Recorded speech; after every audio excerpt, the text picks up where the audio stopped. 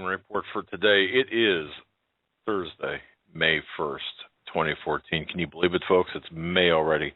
I'm Doug Hagmann, co-host along with my son Joe Hagmann. Together, we are the Hagmann and Hagmann Report. Folks, you're about to hear a an incredible 3-hour program live. This is a live broadcast, of course. We look well beyond the news, beyond the headlines, beyond the fog of disinformation and misinformation to bring you the news behind the news, the information that's important for you to understand. At least we believe that to be the case. We hope that to be the case. We understand you are investing 3 hours of your time, and we don't want to squander your investment of time. And I just have to say that we love hearing from new people. Thank you for checking in with us. We've heard from people all over the country here over the past week, and in several other countries as well, listening live. I want to say hello to Karen, listening in Rome, Italy. God bless you. And, of course, Stan, listening out of London, England. Hello. Thanks for listening. Folks, we broadcast live each and every weeknight from 8 to 11 p.m. Eastern Time, our home base on the Internet. Coming alive is HomelandSecurityUS.com. That's HomelandSecurityUS.com. We're also simulcast by the Christians United Broadcasting Network. There you can tune us in at the Hagmann and HagmannReport.com. Thanks for joining us tonight. Thanks for your belief, your trust in us as we walk through this minefield of current events together. I want to remind everyone we are a listener-supported broadcast, and I want to thank everyone who's helped us stay on the air through your very kind financial support.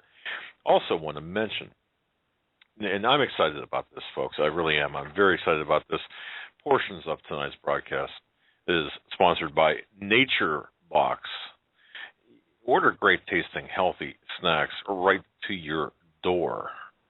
Forget the vending machine. Get in shape for summer that's coming, hopefully, with healthy, delicious treats like everything bagel sticks, for example. Support our show and get 50% off. That's right, 50% off your first order.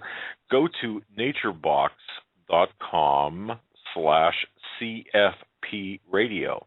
That's naturebox.com/CFP radio, folks. Tremendous stuff. I'll tell you more about it later. But Joe, welcome to the studio tonight. Glad to be here. We got a lot of things to get into tonight. No guests for this evening, so we're going to be taking phone calls probably halfway through the show. I know we got a lot of news to hit, starting off in Ukraine.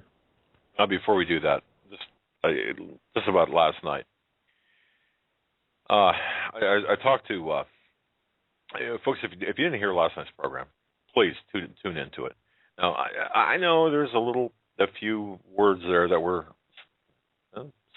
people slipped and said a couple of bad words there, or I heard all about it today. Believe me, there were some mistakes made in terms of not being able to hit the button to censor the words. Sorry about that, but it was a passionate discussion. But this morning, the phone rang and at the office, and it was pretty early, and it was Robert Tosh Plumley on the phone.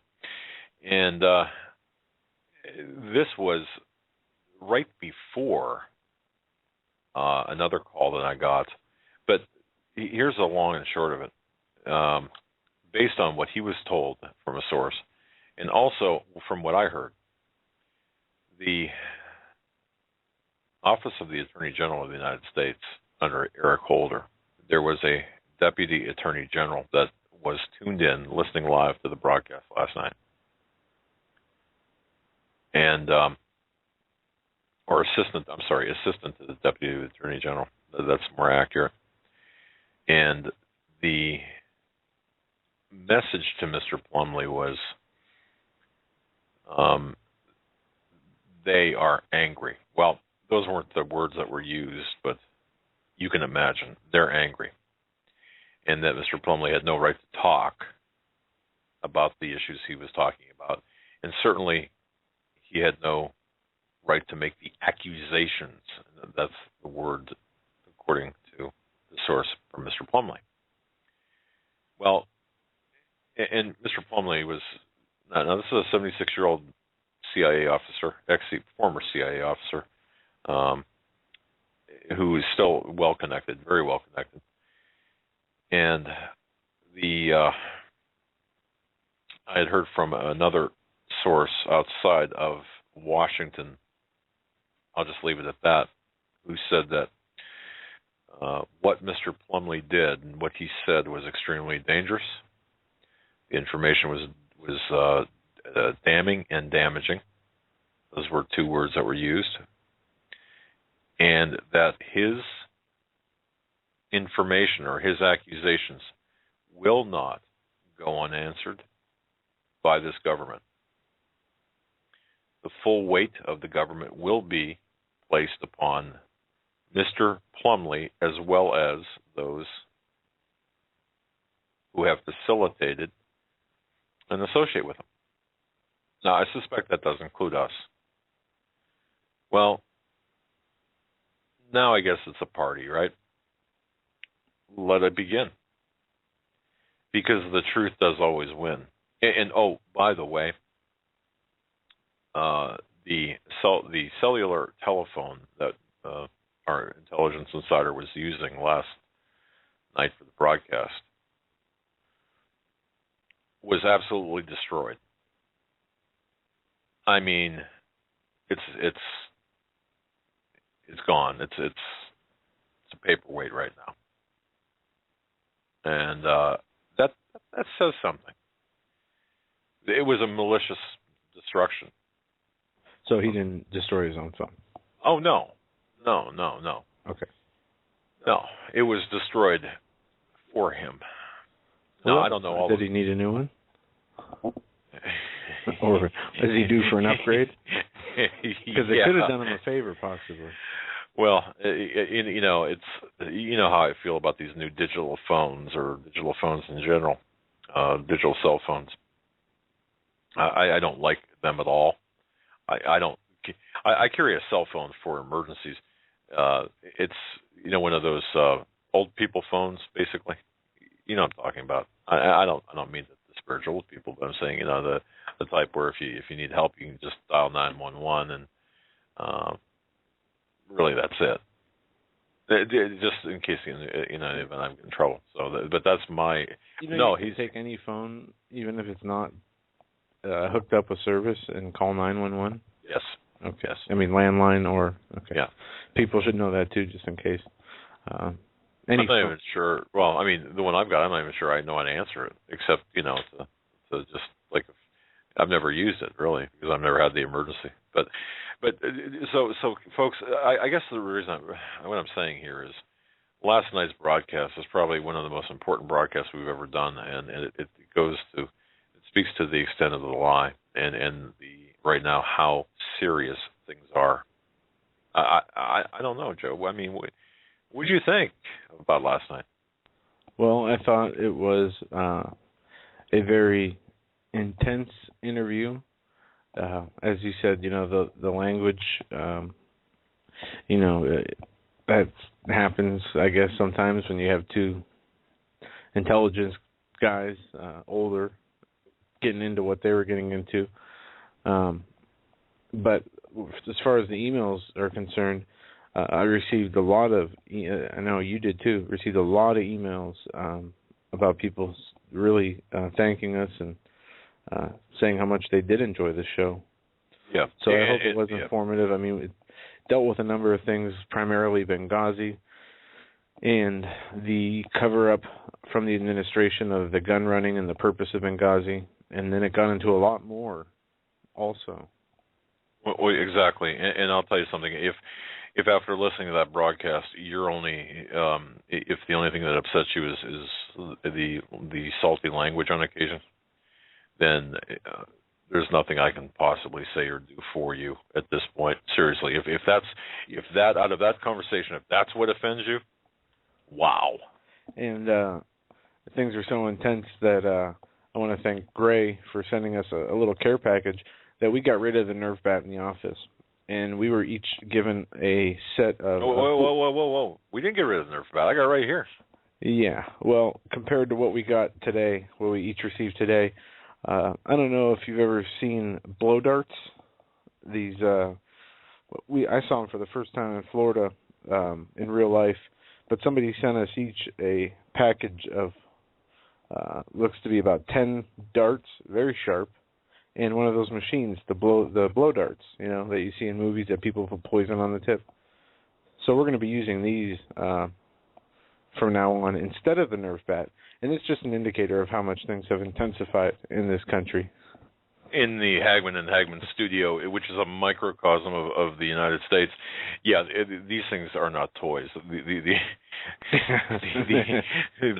will, seriously, these darts will go through you. I went outside and from the back of the studio, there's this wooden shed that's we see the side of from somebody else's, and from about, I don't know, had to be 25 yards away, direct bullseye. So and that thing's far, from the back door to that shed out there. It's pretty far, and I was just doing that as a test to see how far.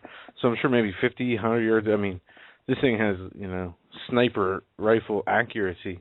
So we just got to get one of those big blowfish or poisonous frog to get some of the poison for the tips of these things, and we'll be in business. Yeah, I'm sure the Department of Justice, who's no doubt monitoring tonight's broadcast, will be interested in hearing us talking about blow darts and the attempted acquisition of poison, right? Well, we didn't get the poison yet, but it's funny, we were talking about the other night, there was a big, humongous half spider, half pig, I think. My dad says it was just a spider. But we were trying to kill it. It was at the end of the first hour, and we talked about it for a few minutes. I actually got an email that said, "Please stop talking about spiders." Thought that was pretty funny. Well, yeah, whatever. But no, we do have a lot of news and information to get into tonight. By the way, today, May 1st, if I can just have a couple of minutes here, I just want to, we constantly talk about the Illuminati and about things, about the occult, really, and what's behind this satanic agenda of the United States. And I'm just going to set up the what's happening today and what led up to today in terms of today being May 1st, if I can. Do you mind, Joe? Or is this, we didn't script the show. No, although you ahead. were in studio early, we didn't script anything. No, go ahead. We actually got a lot done today. Folks will be looking out. We'll announce it, but a new Hagmann and Hagmann app for iPhones, Androids, and mobile devices. That's we right. actually got that in motion today. It's already made, but it has to be. We have to work out some things and learn how to use it, and it'll be made public soon. Yes, and we'd like to thank one of our listeners, actually, who put this together, who does this for a living. I'm not going to name his name, and we don't have his permission, but certainly he'll get the, if he wants his company credit, we'll get the, or his company is, and he himself and those who worked on it will get the credit for it. It's something to provide to you folks who listen via phone, via Android, via, any type of mobile device that, I'm not even sure what an app is or what it does, but it's kind of like Alex Jones has one. It'll allow easy, right? With the app, you'll be able to listen to live shows. You'll be able to listen to archive shows, get news and information. It's from the prototype or whatever I have on my phone now that's not publicly available yet. That the makers showed me how to get into, how to access it. It looks like it's going to be awesome. Tremendous. Okay, so that'll help those who listen by mobile devices. Well, all right. Where are we at here right now? We're at May 1st, 2014, and commonly known as May Day, of course, folks. You know it is May Day, but I think it's important because a lot of people, we toss words around like Illuminati and all this stuff, but we really don't talk about what's behind the words, the time, and the importance of and the significance of this. And there's this one phrase that I really want everyone to really understand, especially in the lead up to tomorrow. Tomorrow we're going to have W, by the way, the intelligence insider, on for the entire 3 hours. We're not even sure that's going to be enough, the 3-hour program, and we're trying to look into getting a 4th hour because of the nature, the expansiveness of the information. But that, I'm not sure that's going to happen in terms of a seamless program. But May Day is significant. May 1st is significant to the Illuminati, to the people who are planning our demise. And I had mentioned, we throw around these terms, and what the phrase that's important for tomorrow night as well as tonight is, it really doesn't matter what you believe to a large extent to the people running the show, running this covert agenda. It matters what they believe. And if you think about that, you've got to put some thought into that assertion. I mean, of course it matters what you believe to you, but to them it doesn't. It matters what they believe. If they believe that if they stood in the middle of a pentagram and turned around 3 times, and if they believe that casts some sort of a spell, well, that's what they believe. It matters to them that they believe that, is what I'm saying. But there are certain things done that leading up to, and this has everything to do with the devaluation of our dollar and the demise of our currency. This has everything to do with Ukraine, with the domestic terrorist activities here. It has everything to do with what we're seeing taking place. So don't downplay this, what I'm about to tell you. If you look at the occult calendar, from April 19th through May 1st, there's 13 days preparation culminating in May Day or May 1st. Now, these 13 days prior to and including May Day, May 1st, consist of 5 sacrifices to Moloch. Now, where do you hear Moloch before? Well, that reportedly is the statue at the Bohemian Grove that all these big-time leaders and presidents and vice presidents and other sickos go and dance around, and they're all together, right? And it is also in the Bible about Moloch, and I am going to pull up the verse, or an important verse on what the Bible says about Moloch. It is a deity or god with a little g that these sickos sacrifice and burn their children. Right. In fact, I'm going to get into this. Moloch is also known as Baal or Baal. Baal, Baal, whatever. Nimrod, Saturn, and so on. In Jeremiah 32:25, it says, "And they build the high places of Baal, which are in the valley of the son of Hinnon, to cause their sons and their daughters to pass through the fire unto Moloch, which I commanded them not. Neither came it into my mind that they should do this abomination to cause Judea to sin."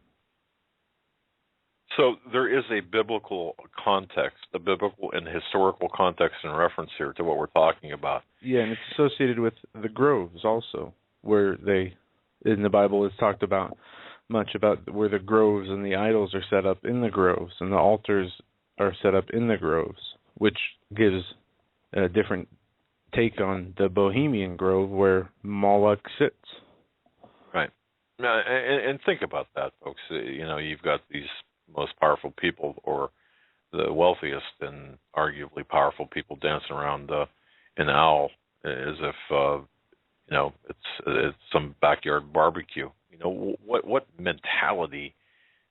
What's that mentality all about? Well, it's really the worship of pagan gods. Now, and if I may, sorry for interrupting so much. To anybody who thinks it's a coincidence that the world leaders get together 2 weeks out of the year to go to a grove in California and have a ceremony where Moloch, their giant owl deity, sits, to say it is some kind of what do you call it? Coincidence? To say it's some kind of it's just fun and boys' games. This is biblical. The Lord warned about this. He warned about how he would set his face against all of the people that committed whoredom with Moloch and other fake deities, and any of his seed that would set up groves and idols and altars. And the first commandment tells us, I am the Lord your God, there is none, etc., etc. We have one Lord, we have one Savior, we have one God, and it's Jesus Christ. One true God. Correct. And just to be Moloch clear, is wait a second. Right, to be clear, it's the God of Abraham, Isaac, and Jacob. Okay, that's just in case anyone has any question. Absolutely. All right. Well, all right. Speaking of coincidences, look, there are links of child sacrifice, and this is difficult to really even talk about, but there are links of sacrificing children through fire to these pagan gods in our past, and even to some extent in our recent past. And there's a disturbing coincidence of some mass murders committed in this time period involving fire and children, of course. Now, this includes the fire, well, for example, think about this, at the Branch Davidian complex in Waco. That happened 1993, the beginning of the 13 days of preparation for May Day, for May 1st. You had the Oklahoma City bombing on April 19th, 1995. Coincidence that children were murdered en masse in those two tragedies, I'll say tragedies, murderous affairs? Of course not. McVeigh, in fact, cited the Waco incident in his reasons for committing the bombing at the Alfred Murrah building in Oklahoma City. Now, could they all be tied together? If we take a few steps backwards and take a look at this from an investigative point of view, a logical, reasonable, sensible point of view, it might not make sense to us, but in some twisted, convoluted way, does it make sense to these people, these Satanists, these pagans, these whacked out sickos? It looks that way. Okay. It would almost appear that these incidents can all be tied together with the sacrifices to Moloch. Now, the Oklahoma City National Memorial was dedicated on the same date of April 19th. That happened in 2000. Now, as well as to commemorate the victims, and annual services are ritually held at the same time and day, 9:02 a.m. on April 19th. And of course, people can say, well, that's when it happened. Well, right. Now, we get that. But could there be something else, some type of other overlay to that? But let's throw another link into the mix. The Boston Marathon bombing suspect, that's Hagmann Zarnov. Well, he was shot and killed on, guess which day? April 19th, 2013. Coincidence? Well, you can say, well, could be. But the Beltane Festival is celebrated starting on April 30th. And again, the backdrop of this, the reason I'm giving this history is because I think it's important for us to know what the opposition is thinking and not kind of laying it all out here.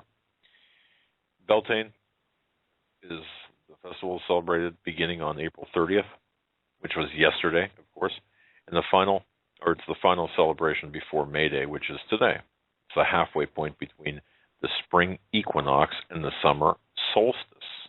Don't forget, these people look up they've got heavenly gods, small g, and they do things with planetary alignments. And of course, this is one of the big four annual occult festivals, Beltane is. It marks the beginning of the summer season, and bonfires are often started as a ritual for protecting crops and for protecting people, and the flames, of course, are symbolic of the sun. The occult worship of the triple goddess is celebrated here as the Earth Mother phase is back in her full glory, depicted as Gaia. Okay, now we see Gaia worshippers and Earth worshippers, and you've got Earth Day built into that time period.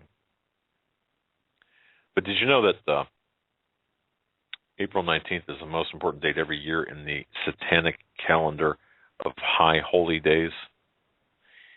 Again, it begins that 13-day period of blood sacrifice to the beast that culminates on May 1st. It's interesting because Illuminist mentor whom Clinton admits is Adolf Hitler.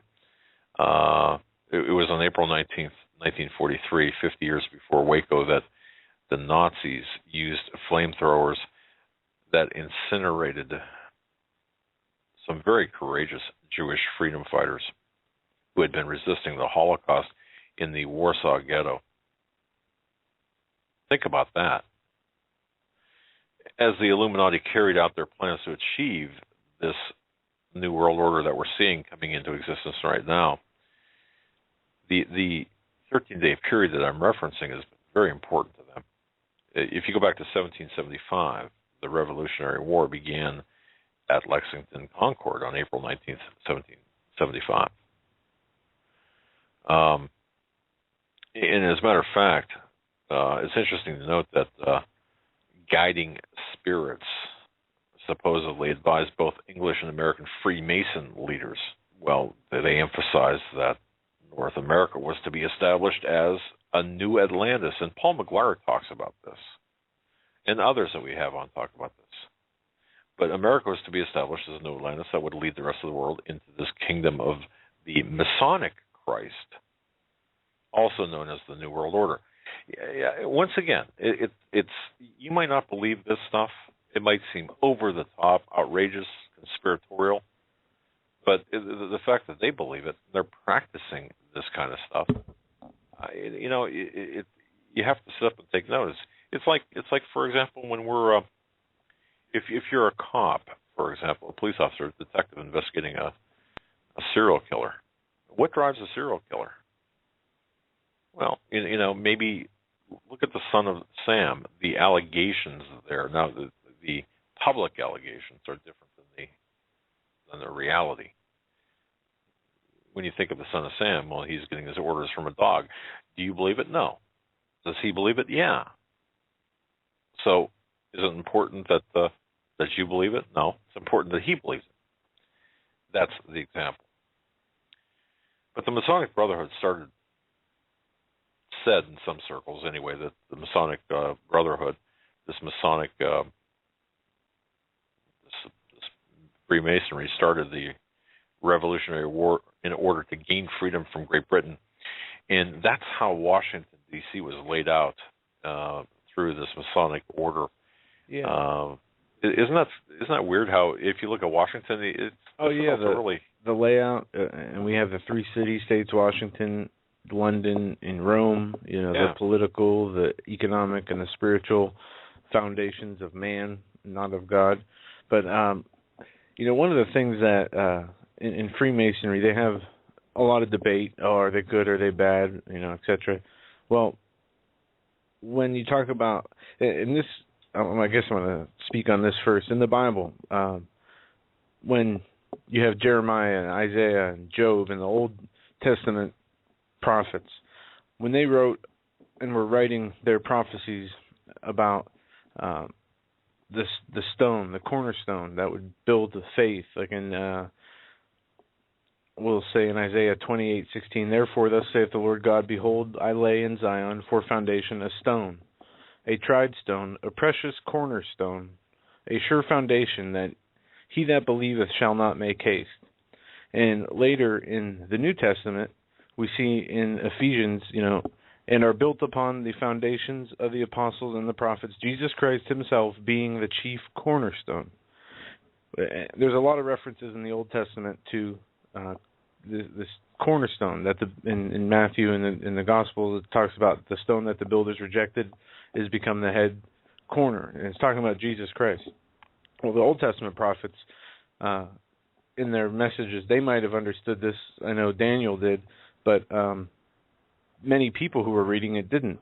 Well, in the New Testament, and we have the whole picture in the Bible, we can understand what the Old Testament prophets were writing based on what was said from the New Testament and and who was the cornerstone. Well, that was Jesus Christ. Isn't it interesting that the Brad Meltzer decoded when they looked into the Freemasons? What did they do from Washington? What did they take from the Capitol? They always say they took the cornerstone. from these buildings. And there's all this secrecy and debate on where these cornerstones are. It's a good observation, by the way. Go ahead. And I just found one verse in Jeremiah that I thought was interesting that might foretell of what the future holds for these people. Jeremiah 51:26. And they shall not take of thee a stone for a corner, nor a stone for foundations, but shall be desolate forever, thus saith the Lord. What is that referring to? I'm thinking as I read that. They shall not take of thee a stone for a corner, stone for foundations, but shall be desolate forever, saith the Lord. Is that talking about an end of this brotherhood?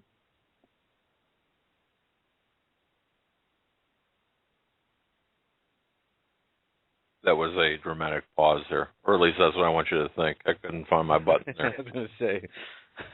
Sorry about that. That dramatic of a pause. All right. Well, looking back through history, I think one can make a prima facie case about the time period between April 19th and May 1st. And this all, folks, hang with me, because this all does have to do with what we're seeing today in Ukraine and the dollar demise and such. Okay, go back to April 19th, 1943. You had Nazi stormtroopers trapping the last of the Jewish freedom fighters in a storm sewer pipe in Warsaw. And on that morning, they waited until the morning of April 19th.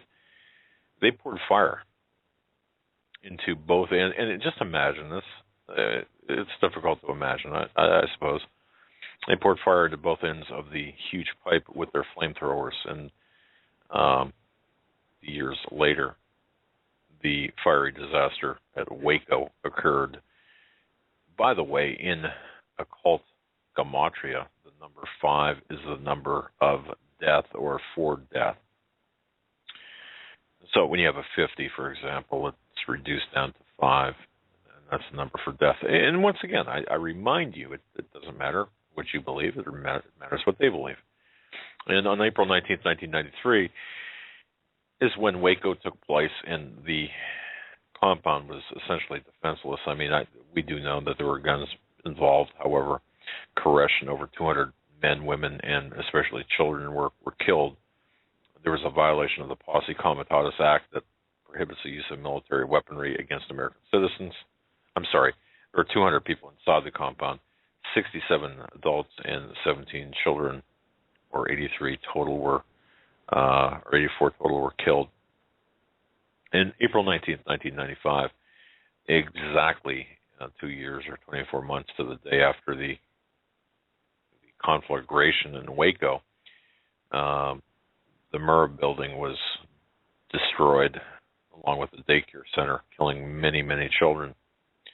And on April 26, 1998, a few miles from where we sit, now this is during the same time period, just a few miles from where we sit, there was a school shooter in Edinburgh, Pennsylvania, that killed a teacher and I remember that. And wounded 3 others. Yeah, I actually met somebody who was a member of the school in there at the time of the shooting. I can't tell you where or when I met and talked to this person, but it was recently. And you should remember. But no, it's and we see a lot of school shootings. For example, the Littleton, Colorado Columbine High School shooting, April 20th, 1999. 15 were killed, 14 were wounded. April 26th, there was a shooting in a German high school. There was a shooting in Bosnia, a couple of shootings in Bosnia. And I can go on and on and on. And I'm not going to do that. When did that shooting in Norway take place with the children's camp? Oh, yes. If I remember correctly, that was around the same time. Man, no, I'll look it up. Lost. Okay. But you know, even though other school shootings in America occurred at dates other than this period, this satanic holy day period, it's interesting and important for us to look and see that we've got these bloody sacrifices to the beast, and I say that intentionally. Yeah. During this period of time. I was wrong. It's 22nd of July, 2011. Okay. Yeah, it seemed to me it was in the summer sometime, but okay.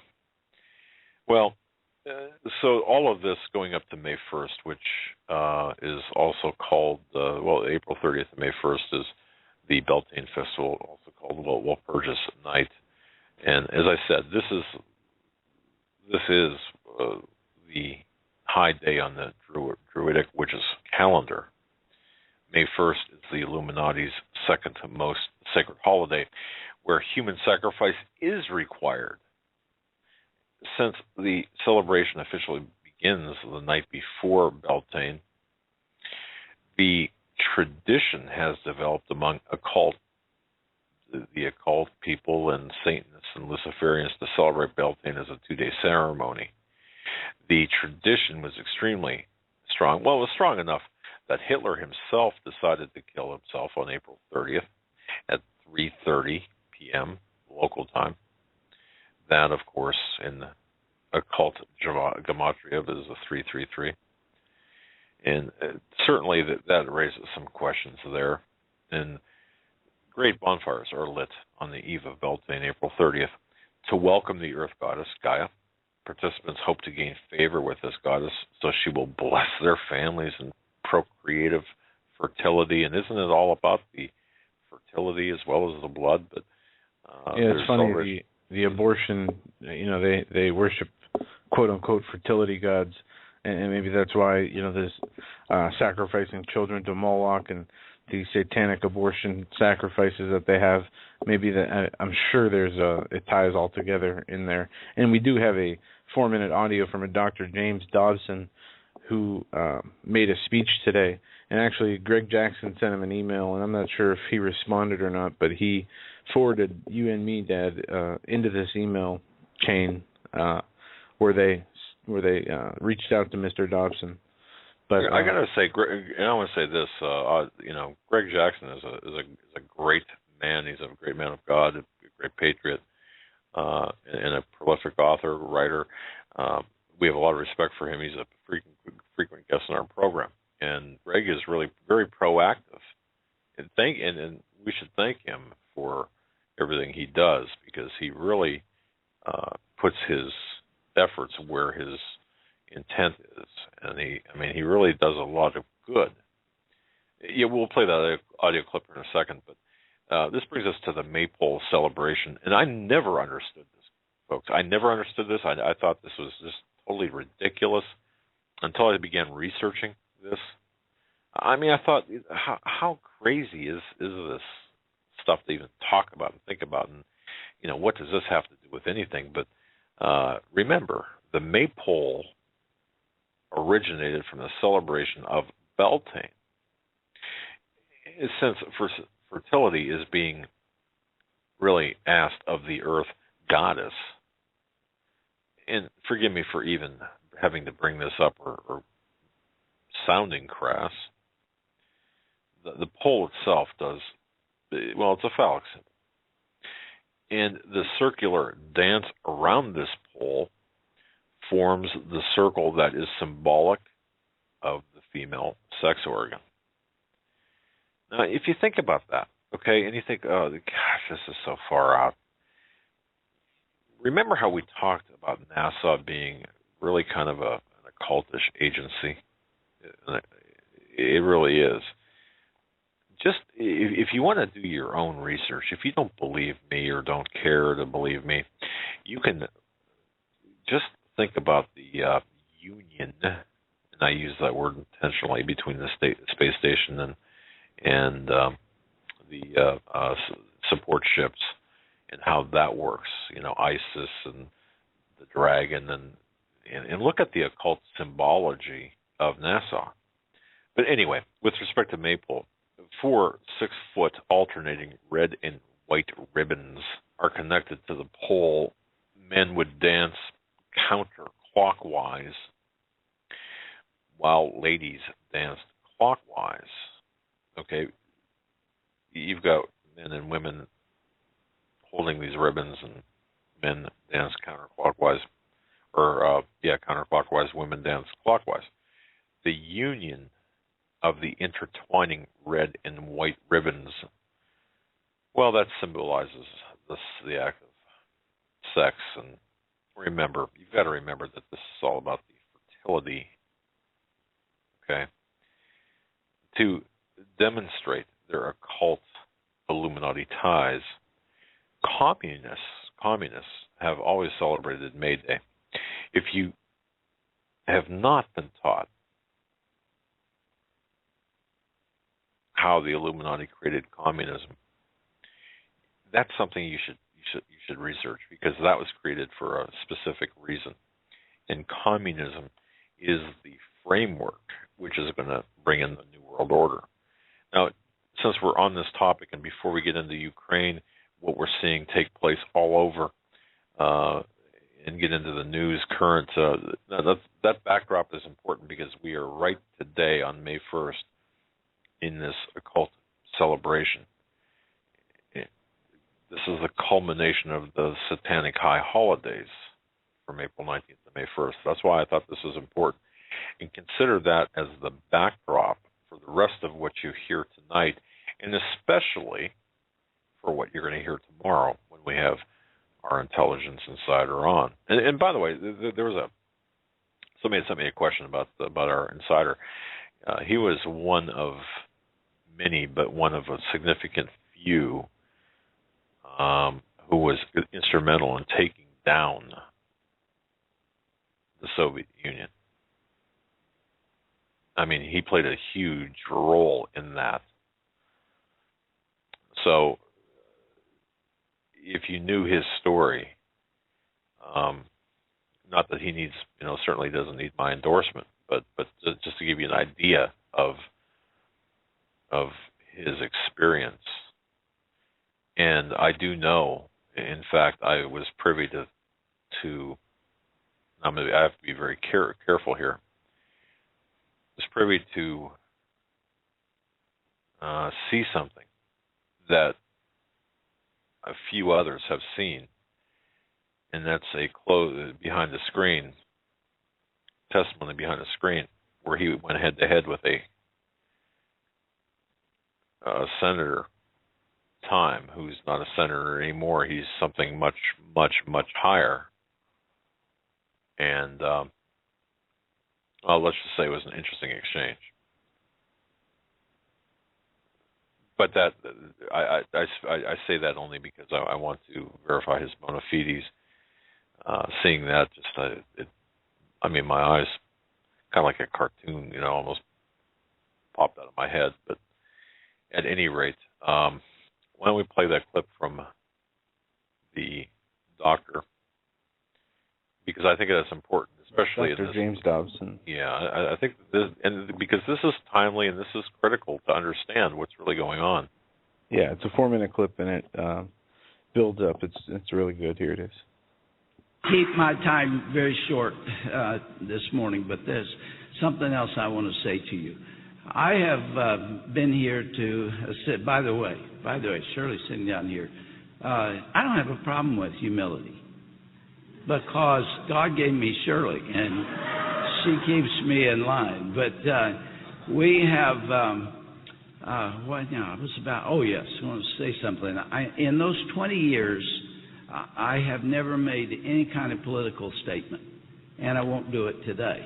This is not what we're here for, to talk about who we elect and, parties and all that. We just don't do that. That's not what the National Day of Prayer is all about. But something we are all about is morality. And there has been an issue that has come up that you need to know about.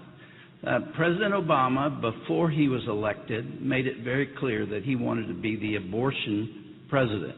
He didn't pull any, he didn't make any bones about it, that this is something that he really was going to promote and support. And he has done that. And in a sense, he is the abortion president.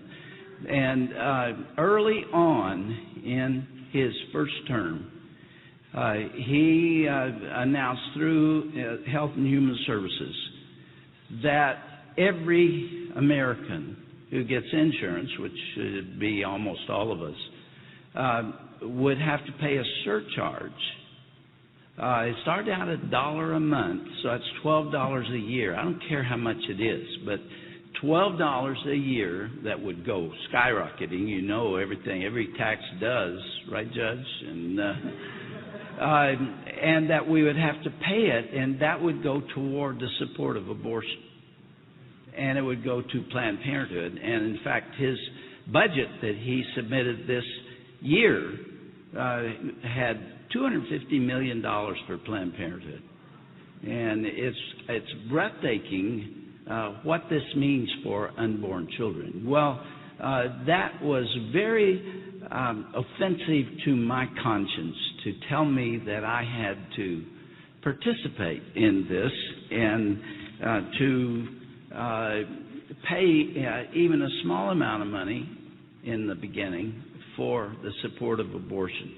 So I wrote this in a letter that went to 250,000 people. I doubt if it got anywhere near the White House, but this is what I wrote. I believe in the rule of law, and it's been my practice since I was in college to respect and honor those in authority over us. It's my desire to do so now. However, this assault on the sanctity of human life takes me where I cannot go. I will not pay the surcharge for abortion services. The amount of the surcharge is irrelevant. To pay 1 cent for the killing of babies is egregious to me, and I will do all I can to confront the government that lies to me about its intention and then tries to coerce my acquiescence with extortion. It would be a violation of my most deeply held convictions to obey what I consider to be the principles of Scripture. The Creator will not hold us guiltless if we turn a deaf ear to the cries of innocent babies. So come and get me, Mr. President, if you must. I will not yield to your wicked regulations.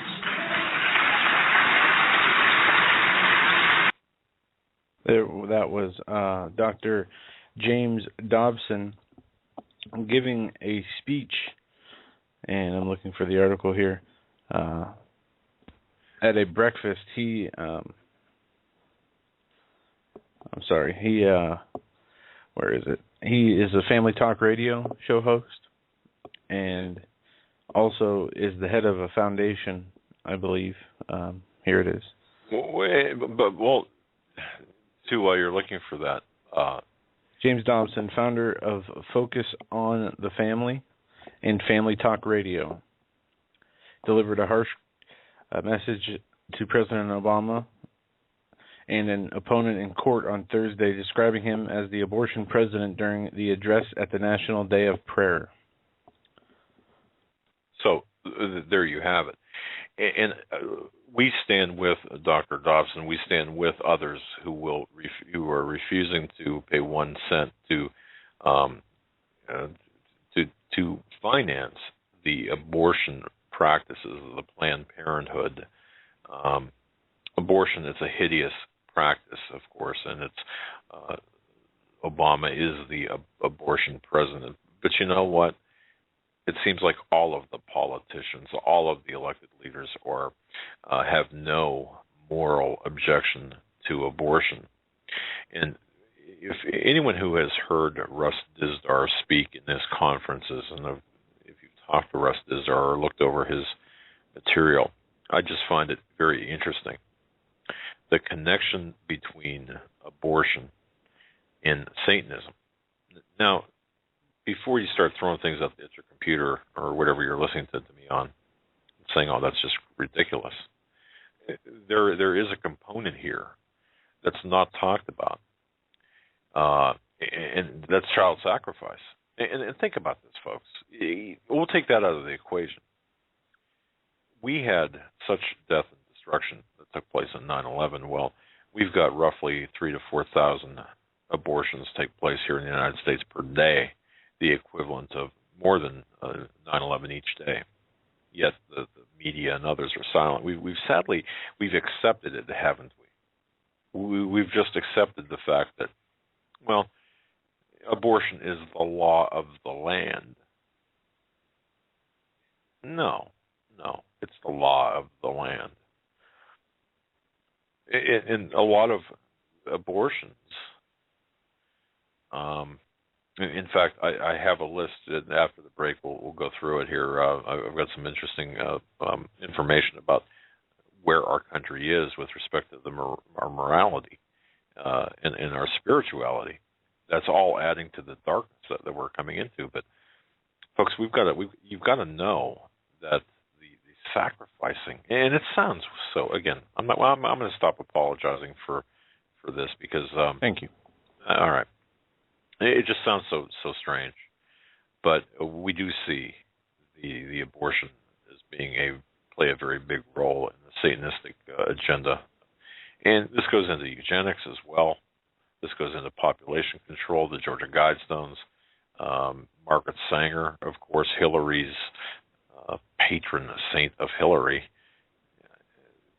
My words, of course, and Hillary, of course, has received the Margaret Sanger Award back in 2009. But Margaret Sanger is the founder of institutions that culminated in the institution now known as Planned Parenthood. I don't have my notes in front of me here, but Sanger, of course, was a great eugenicist, and they were in favor of eugenics and also in favor of aborting black or minority children. Yeah, and on that note, Martin Luther King's niece, Dr. Oliveda King, today told students of a modern-day told students that today abortion is modern-day black genocide, and she's not wrong when it comes to being genocide or black genocide, because the majority of aborted babies, 53.6%, are black. You know, and that's right. And I was talking with a friend of mine who just happens to be black here about a week and a half, 2 weeks ago, and we got onto the topic of racism, and we talked about a lot of things. It was over coffee. We happened to bump into each other, and he said, "Hey, I heard you on Alex Jones," and we talked about a lot of things, but one of the things that we talked about is abortion, and about how he understands that abortion is rampant in the black community. I'll never forget that phone call where somebody, I forget who it was, did a phone call to Planned Parenthood, offered to donate a bunch of money only if the money went to abort other than white children. Only under the understanding that none of the money would go to abort white children, only minority children. And they were very accommodating during the call. Obviously, they continue to get funding from our government, Planned Parenthood. Exactly. Yeah. It's crazy. So this is in this time period, April 19th to May 1st, and it doesn't end on May 1st. I mean, this celebration doesn't end on May 1st. However, the killing of the sacrifice of children and people, this is a keystone, an important part of the New World Order, the agenda of the New World Order. And this is what's going to happen here. This is all part of the larger program. Now, I mentioned Ukraine, and Joe, you'd mentioned Ukraine earlier. There's a lot of things. Ukraine, when people are looking at Ukraine, and folks, I think this is important for everyone to understand. All of us, the mainstream media, has programmed us to look at the current situation, especially with Ukraine, in the larger sense, as a three-pronged war, if you will, or three-pronged enemies. There are three enemies fighting against one another: China, Russia, and the United States. What we're seeing right now, at least this is how we've been programmed to view things, is China and Russia closing ranks against the United States. And we see this, whether it be Benghazi or Arab Spring or you just pick the situation anywhere on the globe, and we see battles being fought by proxy, battles between the United States and Russia, and even to a lesser extent between the United States and China, but it's all by proxy. The unthinkable, of course, would be the nuclear war between the United States and Russia, we'll say, or the United States and China. Instead, and to avoid that, we're fighting by proxy. Russia is fighting us by proxy. We're fighting them by proxy. This is where Ukraine comes in. Don't forget the architects, too, and this is so complex, but it's simple as well. But the complexities, think of it this way. The illuminists, the people behind the power, behind the illusion, and it was interesting that Robert Tosh Plumley had alluded to this last night, where there's Obama's just a figurehead. There's people behind the curtain, and of course he would know. He flew arms and drugs and people back and forth all over the world.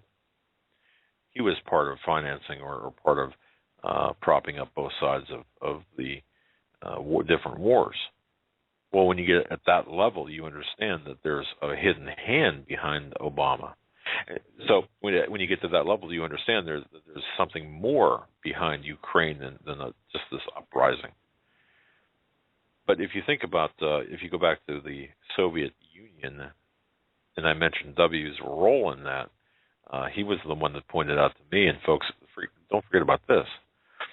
When the Soviet Union collapsed as a communist power, who was one of the first people to go over to his resort? What do they call them? Dakas in the Soviet Union or Russia? And held court with the various parties of the Soviet Union, former Soviet Union back then. It was David Rockefeller. Yeah, you can look that up.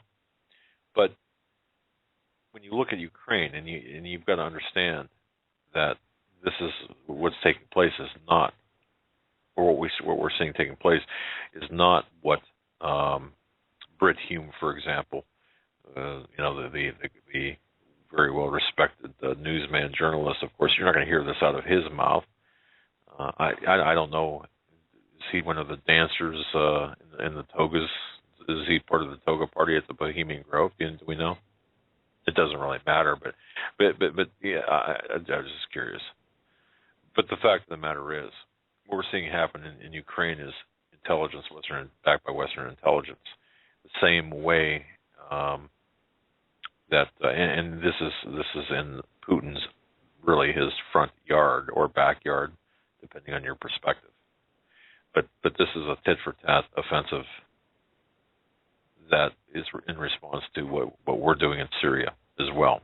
Russia, Putin had come out of the Olympics swinging, and of course, the Ukraine and Crimea is part of the response to our efforts to destabilize Syria. And vice versa, our involvement in the Ukraine is also of a punishing or a punishment, if you will, or to keep him busy, Putin busy, and Russia busy, while we create mischief in Syria. So this is kind of a tit-for-tat situation. It cannot be. It's linked very heavily. The two are linked very closely to one another. Before the break, I just want to say this.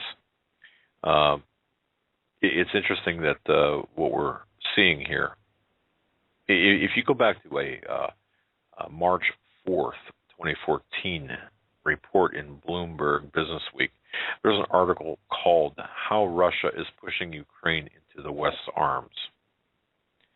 It would do you well to read that, because that has some interesting perspectives with respect to the larger picture. Putin's military response, bellicosity, are indeed having the effect desired by the globalist elites. Russia's response to Ukraine's upheaval is really pushing at least half of that country into the arms of the European Union, the IMF, NATO. They're all intertwined, as well as providing the United States, the European Union, the IMF leaders with the political and moral cover that they need to rescue Ukraine with billions of dollars extracted from us, from you, the taxpayers of the United States and the taxpayers of the European Union. So this is quite complex, and behind the curtains, another of the desired effects is the disorienting confusion wrought by a political world turned upside down, especially by those interventionist, progressive, communist-type people such as George Soros and Obama, Hillary Clinton, John Kerry, facilitated by such, well, media outlets as the New York Times, the Washington Post, CNN, PBS, and so on. I can go on and on and on. And it's interesting because suddenly they sound like rabid anti-communist cold warriors, but they're not. And it's interesting how the right is suddenly becoming, or seemingly to become, becoming unwitting apologists for Vladimir Putin. It's all an illusion, folks. More after the break. This is the Hagmann and Hagmann report for today, Thursday, May 1st, 2020. A lot of news we're going to get into and take your phone calls starting halfway through this hour. One more thing I want to add. We are going to take your calls, but one more thing I want to add about Ukraine. I never fail to disappoint to jump in and interrupt you at the most inopportune times. But how Ukraine, the Middle East, Israel, how all of this connects to the fall, the crash of the dollar, the intentional takedown of the U.S. dollar is this. Real quick. Well, let me interrupt you before you say ahead. that. That's fair. No, I've got a don't point that at me, man. Urgent prayer request. Susie Q, we're praying for your husband, Billy. I saw what you wrote in chat that he's in the ICU. We will be keeping him in our prayers. Just wanted to let you know. Indeed. Susie Q, our hearts go out to you. Folks, keep Susie Q's husband in your prayers, please. Billy? Okay. Wow. ICU. Do we know? Did she share or? Okay. All right. Billy, who's the husband of Susie Q, a listener, very valued listener. Billy, we're praying for you. We wish you a speedy recovery. And folks, please say your prayers for Billy. But one important thing here, how this is all connected. Before the button is pushed to take down the U.S. dollar, there must be such animosity, the United States, in addition to the U.S. dollar, must be villainized. And that's how we're being set up. In the eyes of the world, the United States must be villainized by our actions. So part of the psych out, if you will, and it's not really that big of a psych out or overreach, is to villainize the United States' actions as well as the United States, the dollar, the U.S. dollar. And they must do that in order to sway world opinion. It's simple, but it's elegant in its simplicity. Let's turn the entire world against the U.S. dollar, and in fact against the U.S., offer an alternative, which will be some sort of an SDR, special drawing rights dollar, it's my understanding, and establish this global currency, which will ultimately be digital, and from there, they've got absolute 100% control over everything you do. Can you imagine? Just for a second, imagine right now, and this will be a time in the future where everything is measured and monitored. Do you know like with energy, for example, the installation of smart meters, and everything has to be measured. Why? So they can monitor your consumption. It's going to be the same with the U.S. dollar, the same with the global currency. They need a way to monitor your transactions. And it's going to be ostensibly for the benefit of identity theft, to prevent it's going to be the answer to everything, the fraud and all of this. But the bottom line here is they've got to move to a one world, single world currency, which will ultimately be digital. And that, of course, will set the infrastructure, or will be the infrastructure for the mark of the beast. It's not that big of a of a mental leap to make, but it's an important one, especially for new listeners. Folks, don't forget, you might be light years ahead in your information and thinking, well, you're going over some stuff that we had gone over before, the stuff that you already know. But with the influx of new listeners that we have had here, especially in the recent several weeks, it's extremely important for everyone to kind of get caught up to the same, well, get caught up as much as possible. But this is all part of it. So just understand. And Russia, by the way, is in dire financial straits. Everything we're seeing right now is really nothing but stagecraft. We're all the Illuminists, the Satanists, the people who worship the owl, the Moloch and such. Of course, they're financing all sides of the battle. When I say Russia is in financial straits, that also suggests that high oil prices would benefit Russia, and of course hurt the United States. Watch for that to come as well in the short term, in the near term, I should say.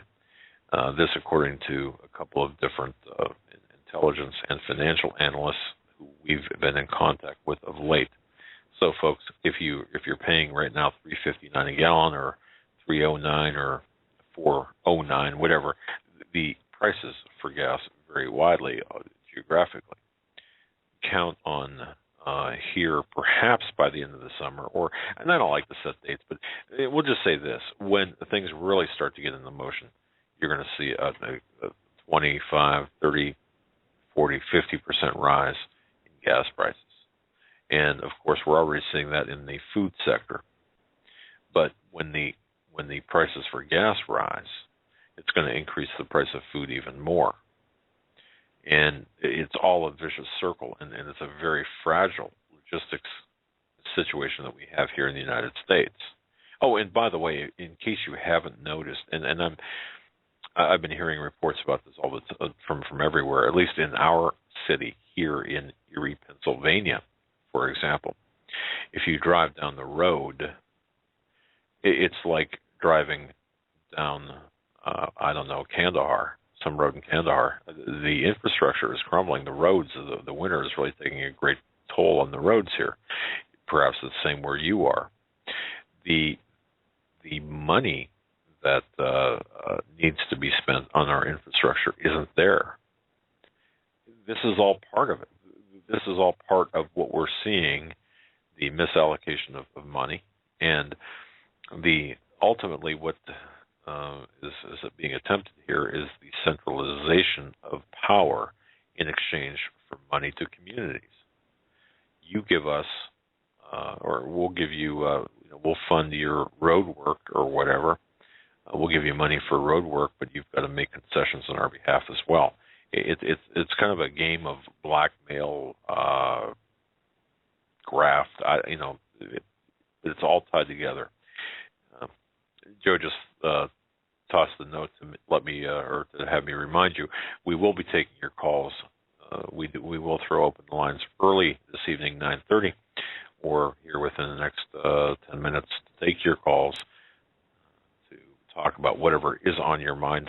661-244-9839. Joe, what do you got? Well, we got some interesting news today. Remember we even mentioned this the other night, your DHS Insider Report on the social media and internet monitoring, what is it? They called the Obama... Cyber Warriors for Obama, 3,575 of them. Okay. Yes. Well, we have two stories today, separate in their... but that was on February 13th of last year. My Intelligence Insider reported that. Well, okay, here's two stories. First, White House monitor pushes back on reporters' tweets. A 24-year-old White House official monitors and flags tweets from reporters that the White House may disagree with, according to an article published by Yahoo on Thursday. Jessica Allen is tasked with monitoring the social media platform for tweets that push a narrative contrary to the White House's agenda. Allen then flags the conflicting tweets and sends them up the communications office food chain to all of President Obama's top aides, including Chief of Staff Dennis McDonough, White House counsel Kathy Remmel and White House Press Secretary Jay Carney and senior advisor and frequent media personality Dan Pfeiffer. Yahoo reports that many reporters who cover White House hear regularly from White House officials who push back against the narrative of their stories. So what they do here is anything that they see that is against their narrative, they use these cyber warriors to come against. Now, in a separate yet related story, U.S. State Department adopting social media to counter al-Qaeda propaganda. And on a side note, just in my own personal opinion, I've never seen any pro-al-Qaeda social media posts coming from anybody who is looking for the truth. I mean, when the Syria stuff was going on, yeah, you see some things about that on either side. But as far as just some al-Qaeda channels, I've never seen any American, sitting there saying, I love al-Qaeda, I want to be a part of them, et cetera, et cetera. Anyway, the State Department unveiled Wednesday that it is widely employing social media as a method to counter online violent extremism from al-Qaeda and others.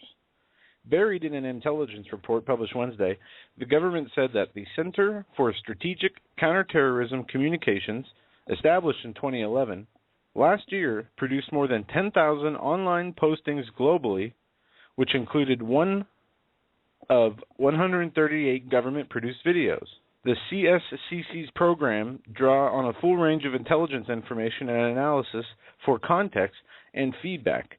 The CSCC counters terrorist propaganda in the social media environment on a daily basis, contesting space where al-Qaeda and its supporters formerly had free reign.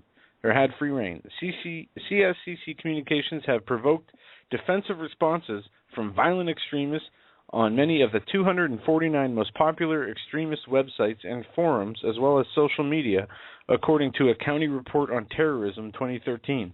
The State Department has a global social media presence from Afghanistan to Vietnam. The platform ranges from blogs to Facebook, Flickr, Twitter, Pinterest, YouTube, Google, Instagram, and others. But the government also trains others, including victims of terrorism, to adopt social media, according to the report.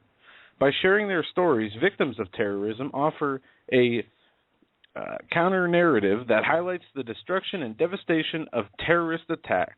Workshops train victims to interact with controversial social media, to create public relation campaigns that amplify their message, and seek out platforms that help disseminate their message most broadly to at-risk audiences.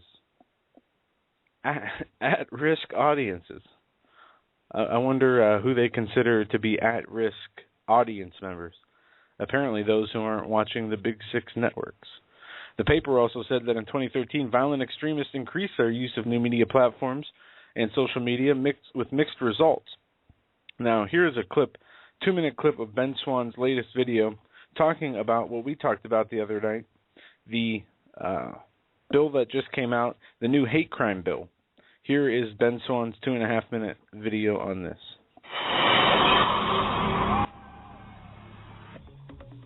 Well, a new bill has been introduced in Congress hoping to address the role of hate speech on television and telecommunications. Is that really a problem? I'm Ben Swann with your Truth in Media Moment. Thanks so much for watching. Senator Ed Markey of Massachusetts has introduced a bill. It's called the Hate Crime Reporting Act of 2014. It would update a 2-decade-old report on the role of telecommunications in encouraging hate crimes based on gender, race, religion, ethnicity, or sexual orientation. The report applies to the internet, radio, and TV. Markey says he introduced this latest bill after deadly shootings in Kansas at 2 Jewish community sites left 3 people dead. The shooter was a guy named Frazier Glenn Miller. He was a white supremacist. Markey says, quote, "We have recently seen in Kansas the deadly destruction and loss of life that hate speech can fuel in the United States, which is why it's critical to ensure that the internet, television, and radio are not encouraging hate crimes or hate speech that is not outside the protection of the First Amendment," end quote. Really? So an example, Senator, if you please. What hate speech on television, radio, or internet encouraged this crime or forced this man's hand? The senator gives no example, not even one. But he wants the FCC to step in and still look at broadcast and cable speech, including public access television, as well as commercial mobile services. Look, let's get down to brass tacks here, because the senator, he isn't looking for hate speech on broadcast or cable TV. Are you seriously going to claim, Senator, that cable or broadcast TV has a problem with promoting hate speech? Of course not. This is a play to get control of speech on the internet. Of course, the real danger here for the public, who gets to define hate speech? You know, the power of our First Amendment is that you have the right to say things that I might deem hateful, disgusting, or offensive, and I have the right not to listen. The collectivist will tell you you don't have that right because your words are dangerous, and for the greater good, for the sake of the collective, we must deny the right of the individual. The founders and framers, they saw it very differently. The individual's right to speech, even if I don't agree with that speech, is still their right, and it must be protected. Thanks for watching. Be sure to check out all of our Truth in Media videos at benswan.com, where humanity is greater than politics. Well, there you go. There's a well put together 2.5 minute clip by Ben Swan getting to the bottom of what the real deal is behind this hate speech bill that has been put out, and we will see where this hate speech bill goes if it's passed, what will be the ramifications, and this obviously has the outcome of this will probably have a big impact on what we do. Anyway, there are... you know what, to put this very simply, hate speech is defined by anyone who is in power. Now, that could be the right, the left, the progressives, the conservatives, but just understand that and George Orwell had spoke extensively about.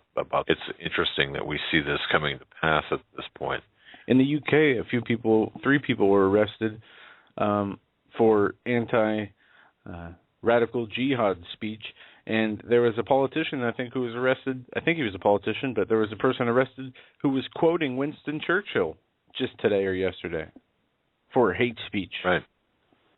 And this will affect anyone on the internet, and it will affect, what is next? The progression of the oppression of free speech. Look at the free speech zones. Look at what they're doing with the free speech zones. Look at how we are tolerating the free speech zones, as if we don't have a choice. You've got to stand over here to protest or to speak your mind. You can't go in the town square and protest. No, you're relegated to a certain area, a mile away or a football field away, where your protest, your speech is irrelevant. And our forefathers never intended it to be this way. Of course, we've got the First Amendment for a reason. And folks, we've got to keep our eyes on this. Don't forget, and I don't know if you mentioned this or if Ben Swan mentioned this, he's the former chair of the House Communications Subcommittee. Now, and as you pointed out, or as Swan pointed out, this is in the wake of the Kansas shootings. Folks, this is extremely dangerous, and they ultimately, and I'm working on a pretty extensive report on this as I was researching some things. Ultimately, you will not be able to preach or talk about Christianity in a positive light. And I remember Steve Quayle talking about this, saying, well, you're not going to be able to talk about Jesus, for example, you're not going to be able to use his name, and we're seeing that more and more.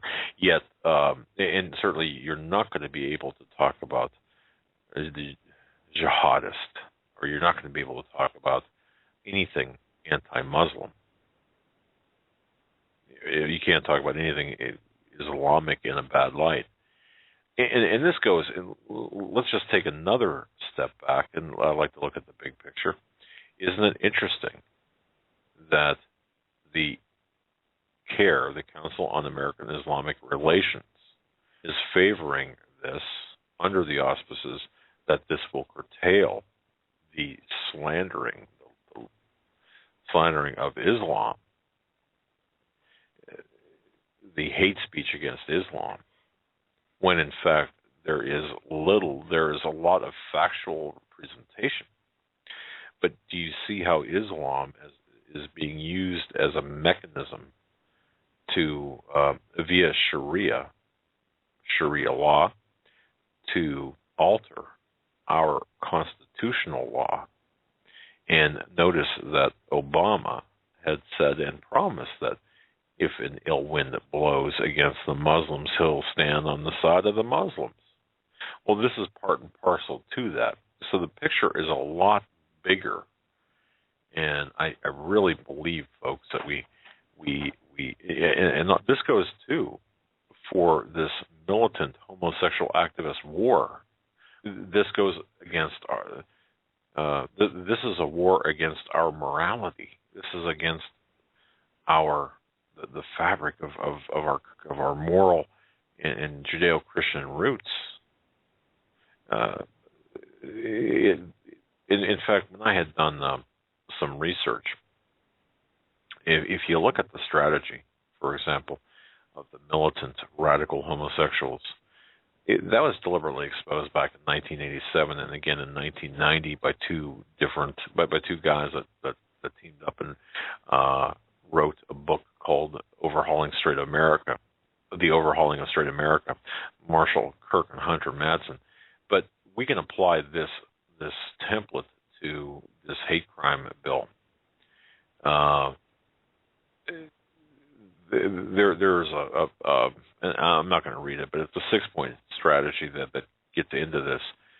The bottom line with this is that as Christians, we have not just our civil rights that are under attack, but our spiritual rights, our religious freedoms that are under attack. So in one fell swoop, they're going to take away our ability to talk against or to be political dissidents, and they're going to also take away our right to be to talk factually about the Muslim religion. This is going to usher in, this one piece of legislation has the potential to usher in the criminalization of both political dissident speech as well as religious speech, or anti-Islamic or pro-Christian speech, however you want to frame it, in one bill, in one law. And we see as I mentioned earlier, we see the underpinnings of this through these free speech zones. Our rights are being violated every time that we submit to these free speech zones. Oh, and by the way, the press corps, the very people who should be speaking up the loudest about not being able to speak their mind or to do their job, the press corps, they're being muzzled and manipulated by the executive branch, specifically the White House, as well. This all ties together. This all fits together. If you look close enough, you can see this agenda that's taking place.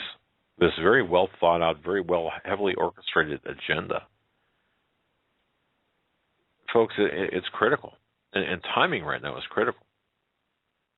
Can you imagine a time, and I'll close with this, but can you imagine a time or a situation when we're on the radio and we say something that is that the overseers believe that falls into the realm of hate speech, and they push a button and turn us off, or worse, they come in and arrest us, and that could happen to you.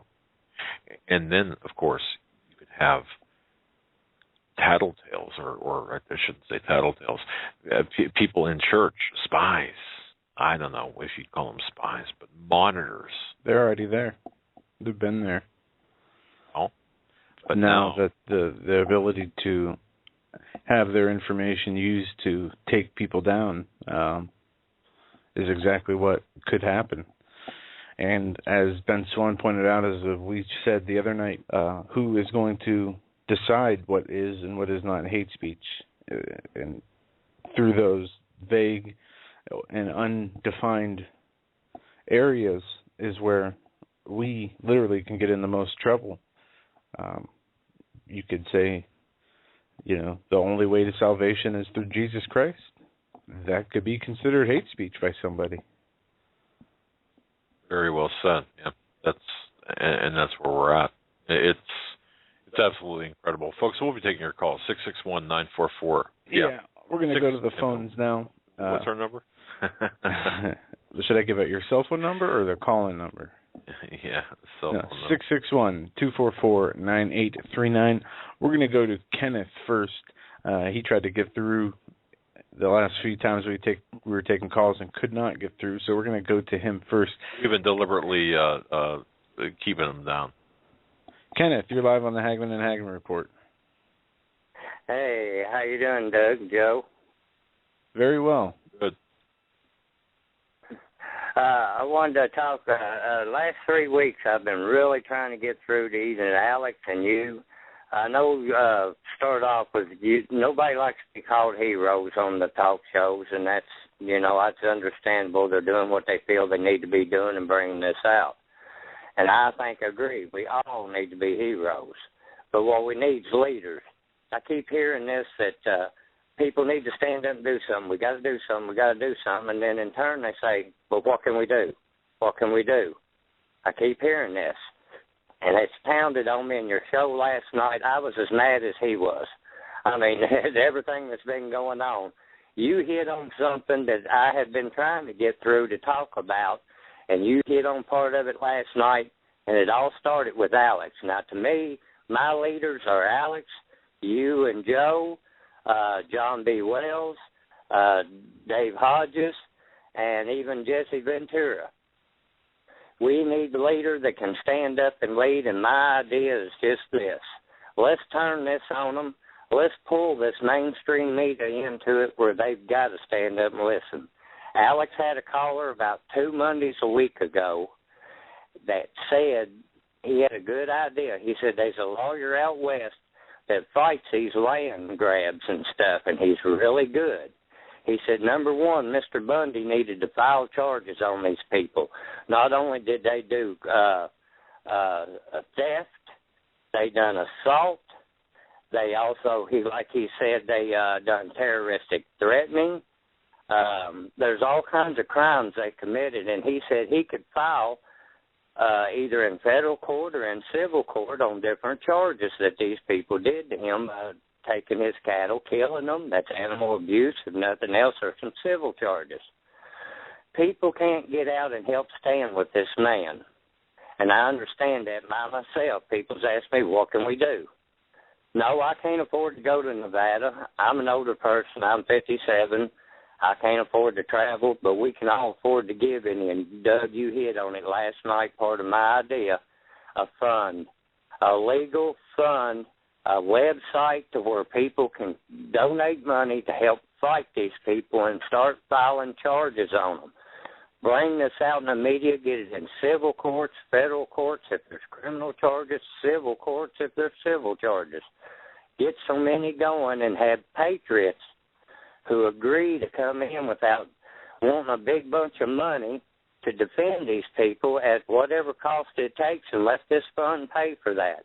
Just like your guest last night. He seems like he might be in a little trouble now. How about a couple guys be paid to their food and stuff to go help maybe walk with this man, kind of protect him a little bit till he gets through this, to come out of this fund. Also a website that not only can take this fund in, but people can add stuff, documents they find, put it on here. Maybe it defends somebody down the road because of a document somebody found and submitted earlier. And it's just a matter of a leader. Between the shows that I named as my leaders, Alex, you, Dave, John B., and Jesse, the millions of people that could be reached. If everybody could donate $5, $10, $20, can you imagine the money we could raise to start bringing charges? And that Alex knows who this lawyer is, because when that guy called in, he said, I know who he is. I'll try to get him on the show. And that guy made a good point. Do it now. Get some charges brought up. Let's start exposing this stuff, and let's drag the mainstream media. Let's have so many people talking about it, if not through the court cases in the court, spreading the word. And the millions of people that y'all shows reach with just a little bit of money from each person. No, we can't go to Nevada. No, I can't go out there and help do something.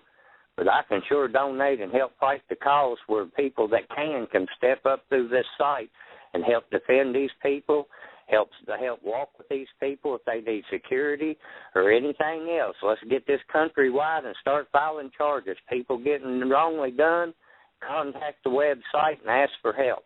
If the panel sees they got a good thing going to fight these people, let's turn Mayday against them. Now, that's my idea, and I've seen it. Everybody's touched all around it, but nobody's hit. Let's get together and get America together. If you can't go do something, you can donate money to help. Interesting concept. Yeah. Okay. We need some leaders. That's it. Okay. All right. Now, I was thinking about this myself. Okay, not the fund itself. However, I was thinking about the leadership aspect of this, and in fact, I was considering, and I'm going to bounce this off of you, and folks, you can weigh in on this as well. But caller, what about maybe having a summit of the alternative media talk show hosts? In other words, getting them together as quickly as possible and hammering out some sort of unified approach to this. Yes, that's exactly what I was talking about. And so many people, I know them shows I listen to that I name, I got led from one by the other pretty much. And y'all being a Christian-based show, I know yourself has been, and you know a lot of people. You know people that could get this done, like certain lawyers that could file for the criminal part, certain lawyers that could do the civil. And, these people could be vetted, that they don't want a lot of money for doing it. They want to do it because they're patriots. But, yes, we know we got to do their expenses, fund some of their stuff. But, yes, that summit with the talk show hosts, that's exactly what I was talking about. And y'all stand up as leaders. Y'all got the audience to reach people. And I've seen the views. Yeah. I've downloaded videos and watched. I've seen the views you people get. And it is really, that's what we need. And we need it, like you say, very quickly before it gets out of hand. People say, let them come take my gun. I'll be ready. It's too late then. They're coming with force. And you ain't going to outpower that force. What we need is to make the first strike through the courts. I totally agree with you. And I watched a little bit of a conference by the Oath Keepers, and, of course, today. And I've got to say that the Stuart Rose made a good point. The Bundy situation is one of many. They're going after land in Texas and other states out west, and they'll soon come, of course, to take hotspots, take your guns as well in Connecticut, New York, and other locations. So they're going to be very busy. So, I'm with you on this, and the only trouble is, and this is something that I really am very concerned about, is everyone needs to leave their egos and their pride and their desire, to be whatever at the door. You got to stop. You can't. That's boy, the that first thing I thought of, because that's just horrible. You have some kind of summit, and certain people, are invited, certain people aren't. I can already see there's already enough division in the alternative media. However, it's workable, though. Yeah. It's workable. We can do this. And the other thing, caller, let me just plant this seed in everyone's mind as well, is we're not going to get anywhere through the judiciary. In other words, the federal court system, as we've seen through the eligibility issue, has been so corrupted.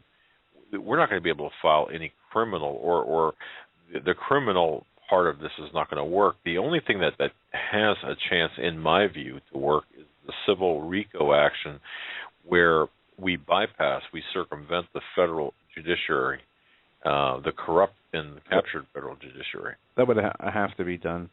I mean, you look at all the evidence that's come out, and as the caller is, Kenneth, as you mentioned, that talking about how we need to get this in the face of the mainstream media. I mean, look at just the Benghazi issue. These people, and for the Bundy issue, I mean, they've already branded him a criminal and a terrorist. They would intentionally not cover, like they did not cover the Benghazi true talking points and where they came from. They would intentionally not cover these things. It's not to say it wouldn't be successful or we couldn't do it. Just these are some of the battles we would face if we establish something like you're talking about. Yeah, we got to get the mainstream media into it, because just like that Bundy deal you was talking about, Alex had a guy call in, and he was a black fella, and he said, the man's not prejudiced. I'm living in his house helping protect him for 2 weeks, and he said, I sleep in a bed in his house, and I eat a meal at his table. He said, now, if you think he was racist, do you think he'd have a black man in his house 24/7? Of course not, so, yeah. you know, the man ain't racist. He's my age, and I don't know, Doug, how old you are. I know you're an older gentleman, too, and Mr. Bundy is. The way he talks, he don't know these new terms that they're using, and somebody like Glenn Beck didn't do nothing but trap him into saying something that he didn't have no idea what kind of terms that this new world is using. And, you know, he was making a statement that they were better off because they wasn't aborting their children and they were living. Now, no, I ain't saying under slavery they was better off, but look at what they're under now. Socialists are aborting their babies, like he said. That's what he meant. He didn't mean nothing racist by the comment he made. It was the way he said it. Well, you know, I'm an old country boy myself. I'm from Kentucky, so.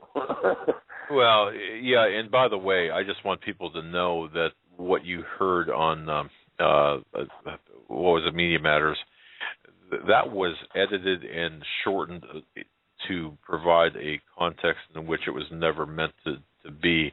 And Mr. Bundy did not say anything assertive. He simply mused. He said, I wondered, you know, he used that, I believe that word, that phrase, I wondered if they, you know, wouldn't have been better off, and then went into his, you know, so, but you're right, too,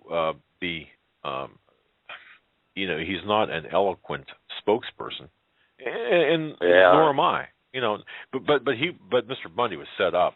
That question, he was set up and dragged into that, and I certainly, you know. And what got me is really when Rand Paul turned on him, that really disappointed me, because like I said, I'm from Kentucky, and I was really hoping Rand Paul would stand out there, but that kind of disappointed me when he turned his back on him just because he believed that comment. Yeah, and we oh man, you can't. You're right on the money with this, and folks, the divisiveness that is so that we're seeing in the different media, the conservative side of things, it breaks my heart, because we need to get, and it also angers me as well, righteously so, I believe, that we are being split and divided in this fashion, and people can't see what it. People can't see it for what it is. Wake them up, and they think I'm nuts. Boy, we could form. You know, if everyone listening to this broadcast who a family member has that they think they're nuts, we could fill coliseums of you know, nut jobs like you and I and Joe and others. Well, I still keep getting out there and pressing it. Hagmann, listen to it. Here's the number. If you ain't got a computer, call them on the phone, and you can listen on your phone. Well, soon to come. And soon to come an app for the phone to make it much easier for you, which, so, yeah, thank you for spreading the word. But Ken, good idea. This is something that has been discussed, in fact, through a third party with John Wells, and also already what you've mentioned has actually been through a third party, and someone who shares your name as first name has discussed this as well. So with John Wells, and I think Alex would be on board, and others would be on board as well. So we're working toward that. That's what we need. And I sure appreciate it. And I'm going to get off here so y'all can take some other callers, but I sure appreciate your time. Y'all keep up the good work and hang it in there and keep it going. Thanks, brother. Appreciate it. Thanks for the call. You have a good night. You. All right. You too. Some good ideas there. We're going to move on to calls. Just I want to hit this real quick. There's 2 sinkholes today in the eastern part of the United States that I don't think you saw this. A whole basically a city block was swallowed up in Baltimore, and then there was a even bigger sinkhole in Yonkers. They're being called landslides by the RSOE disaster site. But boy, in Yonkers, I mean, we were up there many times, and that would be a real mess. But in Baltimore, a block-long sinkhole opened up in a residential neighborhood in a rain-soaked Baltimore Wednesday, devouring cars and forcing the evacuation of several houses. And we were been told by Stan and by former guest Michael and many other people that sinkholes were going to continue. Stan said, the Earth's expanding, and but either way, for whatever reason, we were told to watch out for these continued sinkholes that were opening up. And I believe there was one that opened up in Mississippi. They had those bad tornadoes and storms roll through the southern part of the country, the tornadoes. And there was a few that took out some highways and some roads down there, too. Just wanted to report on that. But we're going to move back to the phones. 661-244-9839 is the number if you want to call in. We're going to go to area code 940. I know we tried to take this call the other night, and nobody was there. 940, we're coming to you now. You're live on the Hagmann and Hagmann Report.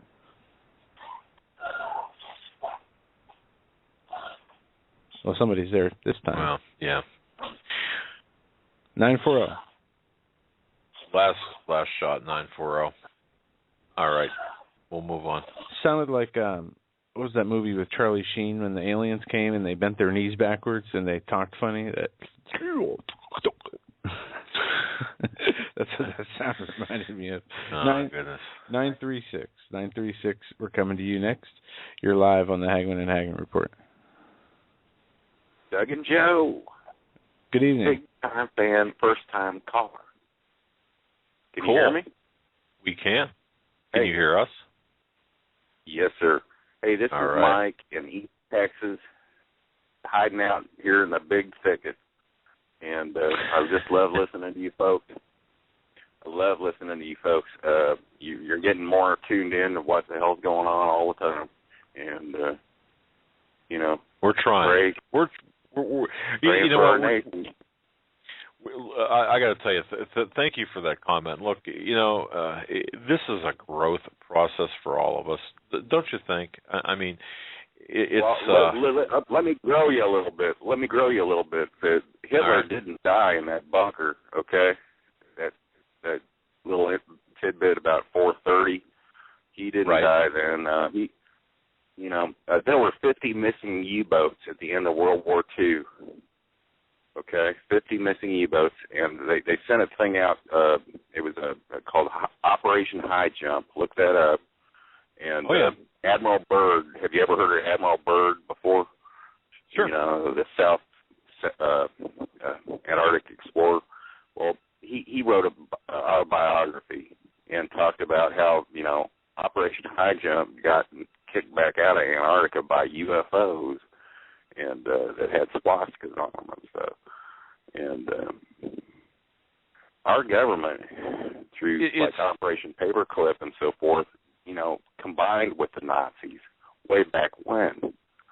And that's why, this country's not run for the American people, just an elite few. Very true. Yeah, an elite few with no allegiance to any nation. Exactly. And caller, what you said about Hitler not dying in the bunker, honestly, if you would have told me that 5 years ago or made that statement 5 years ago, I would have just laughed that off. Yeah, you'd just, dismiss me. Yeah, I'm one of those conspiracy guys that gets dismissed. Yeah. And have been paying the price out here. I'm known as ashes and sackcloth on the internet, but I can't even afford a computer anymore. It's just pretty bleak. things, but yet, God is kind, and He takes you where you need to be. And we're get ready, guys. Get ready, because we've got those MRAM things being given to sheriff's departments out here, and there's Chinese across the Mexican border. Yeah. Anyway, love y'all. Yeah. Well, God bless you, my friend, and stay tucked down there in the sagebrush. Keep listening. We love you. We appreciate your allegiance to the program, and thanks for deliberately listening to us. We really appreciate that, my friend. We pray for you every night. Have a good evening. Thank you. God bless, and thank you. All right. Yeah, I like how you say deliberately listen. Like we have people in the studio we tie down and force to listen to the show. But I know what you mean. Well, we're not on car radios as people sit in traffic. Well, we are on. Well, no, I mean there are a few terrestrial stations that broadcast us, but the signal is weak, and but nonetheless. But hey, I just got some new duct tape and some unwilling participants we can tape down to the studio. We should have like one a night. But go ahead. Let's keep going with the calls. All right. We got about 4 or 5 minutes left till the top of the hour break, so we'll take one more call until the break. 856, we're coming to you now. You're live on the Hagmann and Hagmann Report. 856.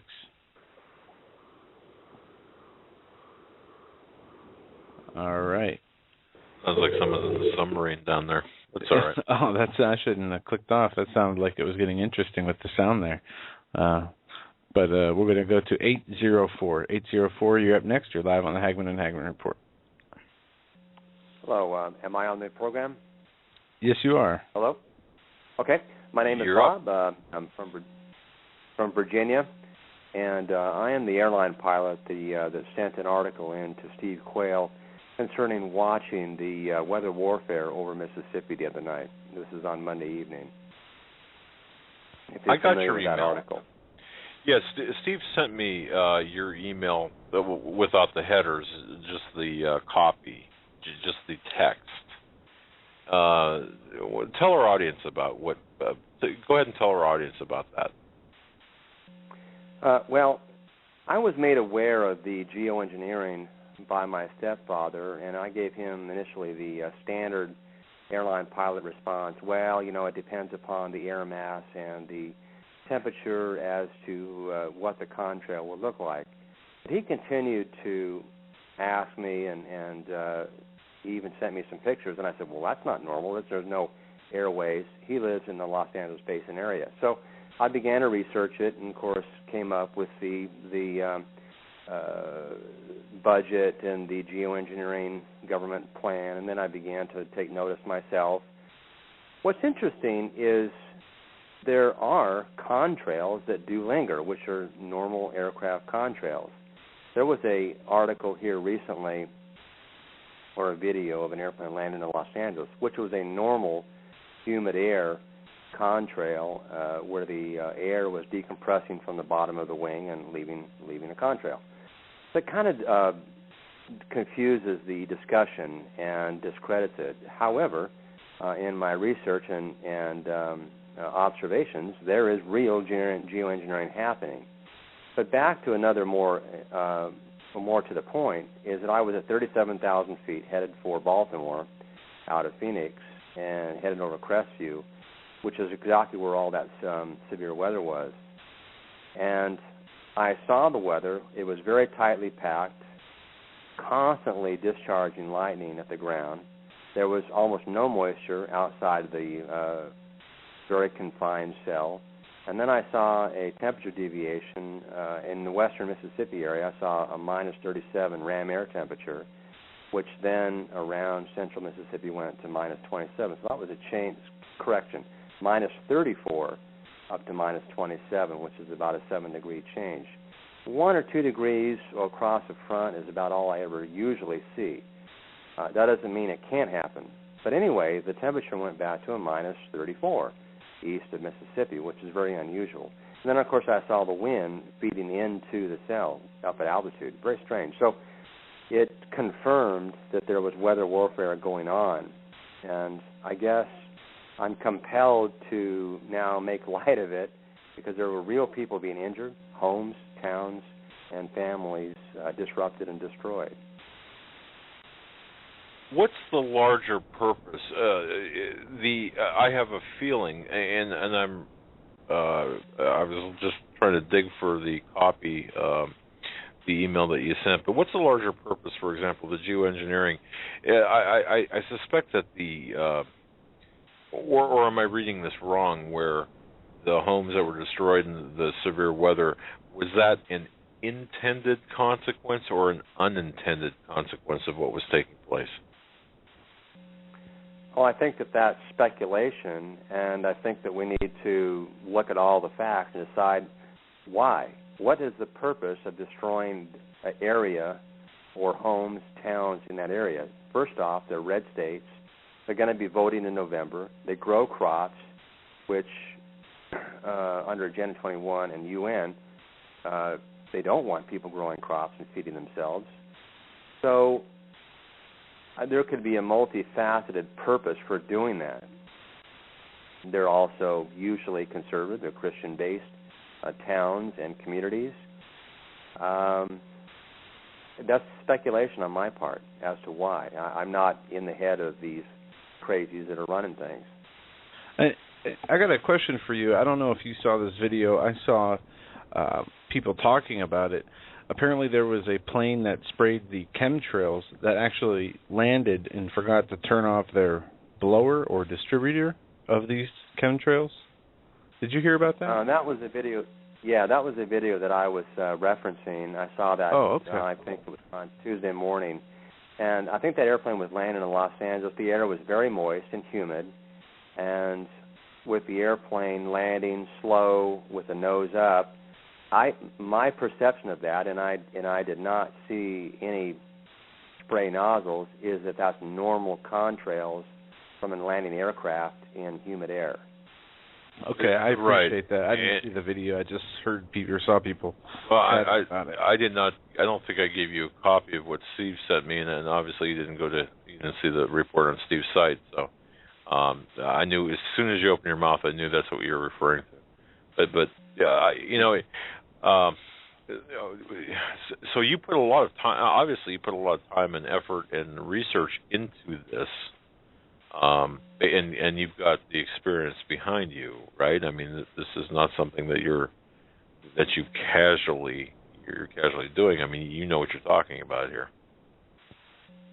Well, I've done extensive reading and research in probably all geopolitical matters that are currently going on.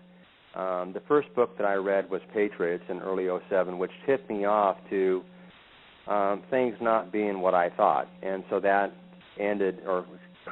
started a adventure in peeling back the layers of the onion. So I've just been studying and researching ever since, and everything that I could come across and look at.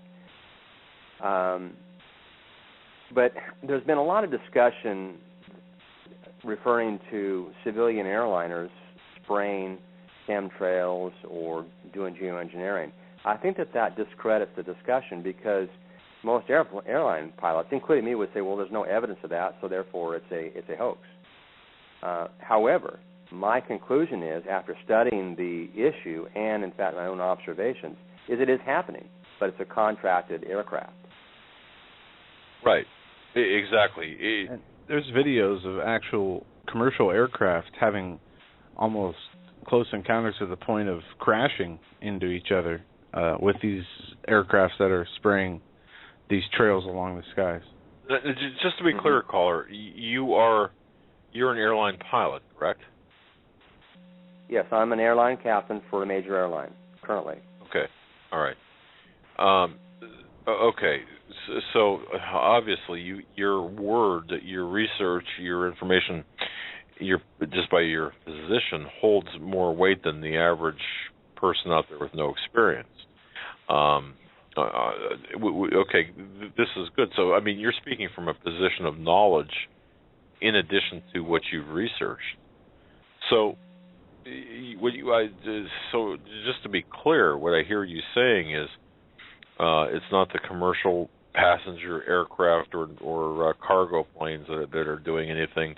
It's contracted, specific, mission-specific craft that are flying. Is that what you're saying? Yes, that's my conclusion, and I've seen it. I've been vectored around the activity. Case in point, just before Sandy hurricane, the entire East Coast was being geoengineered. So I said, oh gosh, they're going to make it worse. And sure enough, it was steered, it was manipulated, and of course steered right at New York. Now also what we had during that time is a severe cold front, which of course kept seniors in their homes and not voting down to Florida, which may or may not be a connection. I just look at all the facts and decide what's trying to be accomplished here. But back to the storm over Mississippi, and then of course worked its way across the southeast and the mid-Atlantic. I mean, it was clearly a manipulated, energized storm. And I could see it from my vantage point, and this is wrong.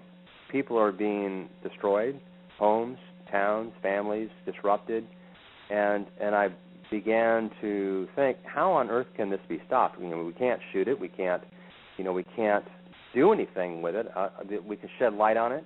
We can bring to the attention of the people that are compartmentalized, that are operating the equipment and electronics that do this. Say this is injuring people.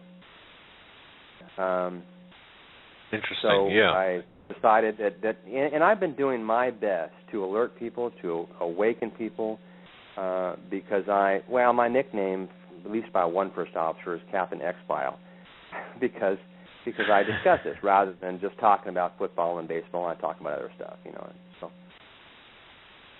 But you've been actually, as a pilot, you're saying that you've been actually diverted around the zones where aerial spraying is taking place. Is that correct? Yes. Interesting. And then I queried what kind of special activity, and the controller said I can't answer that. Meaning to say that he's not allowed to answer that, as opposed to he doesn't know. Is that what you're saying? That would be my assumption, but that is there again an assumption. Okay. All right. Do you happen to have a website or published any white papers on this at all publicly? No, I've not published anything. I guess my position has been to try to wake people up, inform people, help to prepare people, and I think that I've kind of in a way reached my limit, because now I'm just kind of getting blank stares. And I guess if people are not aware now that there's something seriously wrong going on in Washington, D.C., it's short of whacking them over the side of the head, but we're just not going to wake them up. So, and that's not saying that Christ won't, the Lord won't inspire people to look at life through a different lens, so to speak, but to inform people that are already aware and awake to help work against this evil agenda. Amen, brother. It was very helpless to watch, because the storm was a constant lightning, and you don't see that. And of course, I saw the temperature change and the wind change, and of course, I felt the rough air on the edge of the low pressure zone. But interestingly to note, over the last probably 3 to 4 years, when I get my weather briefing and I look at the surface analysis chart, they've just been very unusual. And there'll be a frontal system that'll have 4 or 5 different lows on it. I've never seen that before. Now, obviously, there are earth changes. There's an uptick in volcanic activity and earthquakes and jet stream activity. I'm a sailor also on the Chesapeake Bay, so I see tidal range or tidal changes. the magnetic field changes. The magnetic north is moving now 60 miles a year. So there's clearly changes happening. It remains inconclusive as to exactly what's causing this, but clearly something's going on. Very interesting and very good. We're late for a break, but I'll tell you what, we'd appreciate you keeping in touch with us. I certainly appreciate the fact that you're. You know what? You sound like an airline pilot, and you sound like somebody. And I'm being honest with you. You sound like a guy, like a pilot that I would not be afraid to fly. Because of your calm and deliberate demeanor, and the fact that you're unwilling to speculate on matters in which you just don't know it adds to your credibility, and I thank you for that. But I'd really appreciate, sir, if you keep in touch, and we'd certainly, you've got a forum here to express your findings, and I think it's important for, hey, maybe you get the deer in the headlights look for the majority of people, but here, your input is welcome. So please keep in touch with us. All right. Thank you. Thank you for your hard work in trying to inform people. I've been following your work for a couple years. And, of course, I follow Steve Quayle's work and John Moore and, Dave Hodges, True News. Each morning I have kind of an intelligence brief to see what I need to do or prepare for, or perhaps call family and friends to alert them to. Perhaps as you're flying, you can pipe in over the intercom system our program and just really screw up the aircraft. The people on there. Well, thank you for keeping up on the information, and certainly, like I said, you've got a forum here to provide people with your findings, your research, and your well-founded research. And we'd like to talk. Certainly, my email address is on the front page of my website. Feel free to correspond with me off air, and we could develop some sort of communication with respect to your research and findings, and get the information out to our listeners. Okay. Since I drive through the D.C. area and take note of military activity and things, I think it's time to do my best to alert and inform people as much as I can. Because, as I said, I've somewhat reached my limit. But thank you very much. Nice talking to you guys, and have a good evening. I'll resume watching or listening to your show. God bless you, sir, and you take care. Thank you. Great call. Thanks. Great call. Thank you so much, sir. We'll be right back after these short messages. We reach the prism of convergence provided by the Soviet KGB defector, and Steve Quayle talks about him a lot, is Golitsyn, Anatoly Golitsyn, arguably the most important Soviet-Russian defector ever to make it to the West. And he worked in a top-secret department of the KGB that planned a long-range strategy for the Politburo and the Central Committee of the Communist Party of the Soviet Union. His books, I think he wrote a couple of New Lies for Old. I know that's one of them. That was published back in 1984, and The Perestroika Deception, which I'm very familiar with, in 1990. They exposed the intricate Soviet strategy of faking this collapse of the Soviet Union back in the 90s. Now, you have to understand, collapse did take place, but it's not to the extent of extinction of the Soviet communist agenda and party and objectives. It was designed to fool us as spectators.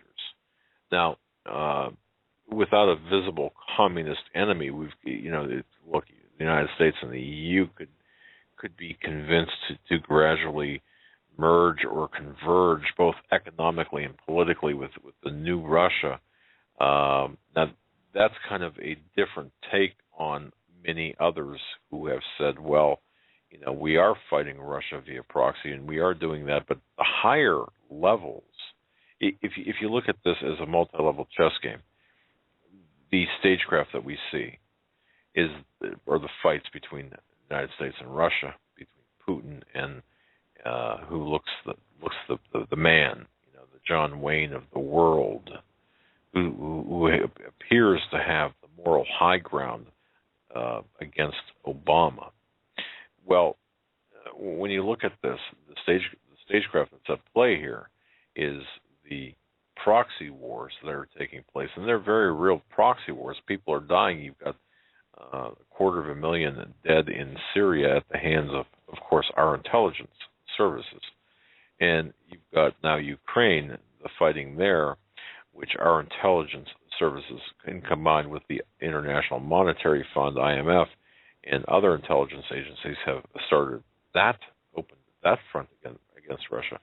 But at the very top, what Galitzin has spoken of and what we're seeing here is this unification process, this convergence of the United States and Russia, which is important to people have to understand at the higher levels. And W, our intelligence source,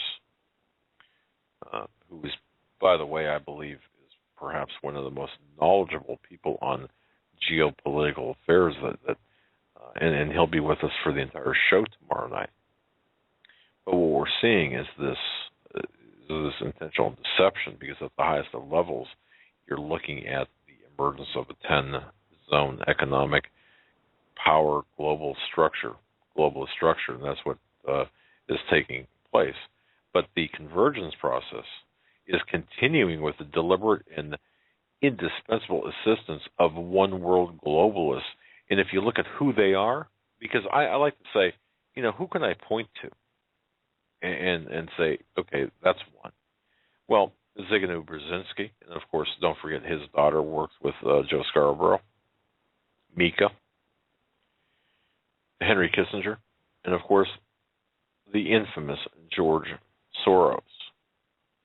Don't forget, all three are from the Council on Foreign Relations.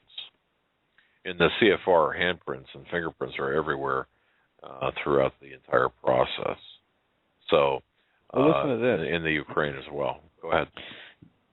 Security tight at secretive Democracy Alliance meeting.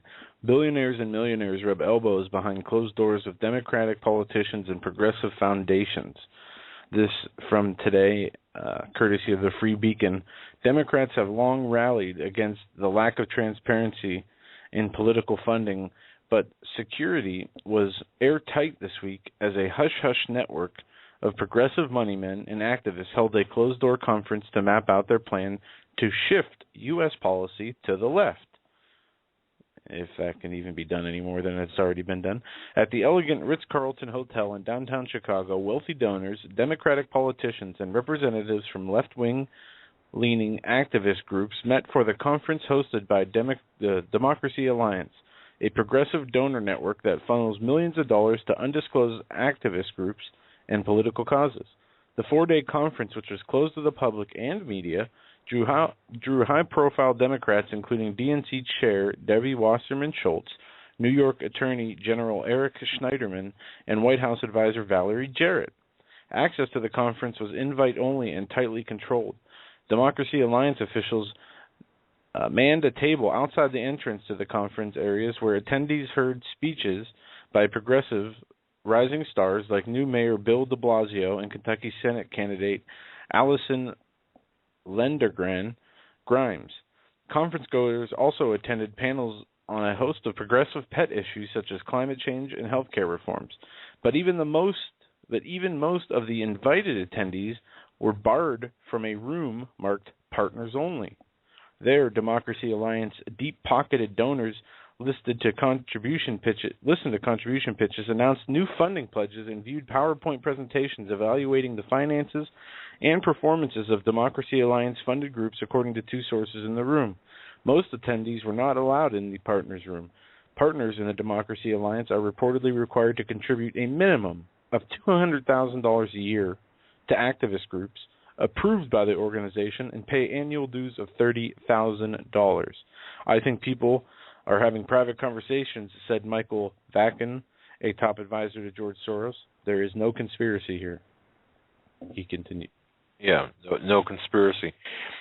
We have sent, and just talking with respect to Ukraine, we've sent, I believe, $5 billion. It's the accounting of the money, how it's being used, is non-existent. I wanted to bring up. We should take calls, but I just wanted to bring up if we have time tonight after the calls. I do want to talk about Victoria Nuland and others, but because Victoria Nuland and Susan Rice, for example, they figure prominently into not only Ukraine, but Benghazi and Syria. So, just if we have time, I'm going to get into that. But let's go back to the phone. Before we go back to the phones, I want you to hear what Pelosi said about Benghazi today. The new emails about Benghazi that have come out and that have said that the White House essentially set Susan Rice to talk about that the video essentially caused the attack on the embassy. And can I get your thoughts on that? I haven't seen that, but what I will say is, again, diversion, subterfuge. Benghazi, Benghazi, Benghazi. Why aren't we talking about something else? Whatever was in. Why aren't we talking about something else instead of this diversion called Benghazi? Talk about diversion and subterfuge. Thanks for playing that clip. Nancy Pelosi is, she's Nancy. Yeah, I'll stop there. I can read your mind. Yeah. If we knew, folks, if the American public knew the truth behind Benghazi and knew exactly what Barack Hussein Obama / Barry Soetoro was doing for the 18 and a half hours during that crisis period, and seriously, what he was doing, then we would have a revolt the next morning. Thanks, Debbie, in the chat. She makes reference to Hillary. What difference does it make now? I have to give our guest last night, and folks joining us late, thank you for joining us. I just want to say this. Last night we did have Robert Tosh Plumley on. Of course, Robert Tosh Plumley being with the CIA and speaking out about Benghazi, issued 11 points, 11 questions. And we did have live monitoring by the United States Department of Justice, an assistant to the Deputy Attorney General, Deputy to the Attorney General, listening live. And, of course, Mr. Plumley was told, now this came through a couple of different sources, that he had no right to talk about this, and the ire of the Department of Justice under Holder, and Holder himself was extremely upset. Now, expect for him to be gagged. He'll not be able to talk. Now, it was interesting because I did speak with W as well, and W says, well, I'm not sure that that's going to happen. But that was before I think that was before he learned that his cellular phone was turned into a doorstop or a paperweight, based on, and I'm being very serious about this, based on last night's interview. Now, he could send it to us, and we could have it for a target for our blow darts and our Nerf bat too. But folks, this is a big deal, because Benghazi is a key, and I even get emails too. Can't you talk about something else? Well, yeah, we could, but if you understand Benghazi, then you understand the larger picture of the globalist restructuring of the planet. And also, the same players in Benghazi are the same players in Ukraine. They're the same players in other parts of the world. The strategy is the same. The money, the flow of money from NGOs is the same. The drug shipments or the weapons shipments, virtually the same. You're talking about the false flag operations. Oh, and the players are the same, and so is the really the money, or the masters behind this, and they are the Saudis. and the Saudis have the connection to the CIA through Aramco, and via the CIA's predecessor, the OSS. All of this connects together. This didn't happen overnight. It goes back to the Dulles brothers, and you could even throw in once you begin to understand the larger picture, how the World War II and the Nazis play into this. We had a caller talk about Nazis. Well, this goes back even to the Second World War, and I know that's very difficult for a lot of people to comprehend. It took me a lot of time to comprehend this, and I'm not even sure I've got it right, but at least I have a better handle on things, and I can see where things are headed, and you can better tell where things are headed, folks, if you study where they've been and the historical context of things. That's really why I wasn't that great in history in school, but now it's so important to me because it does create this context in everything that we're seeing today. Back to the phones. We're going to go to area code 201. 201, you're up next. You're live on the Hagmann and Hagmann Report.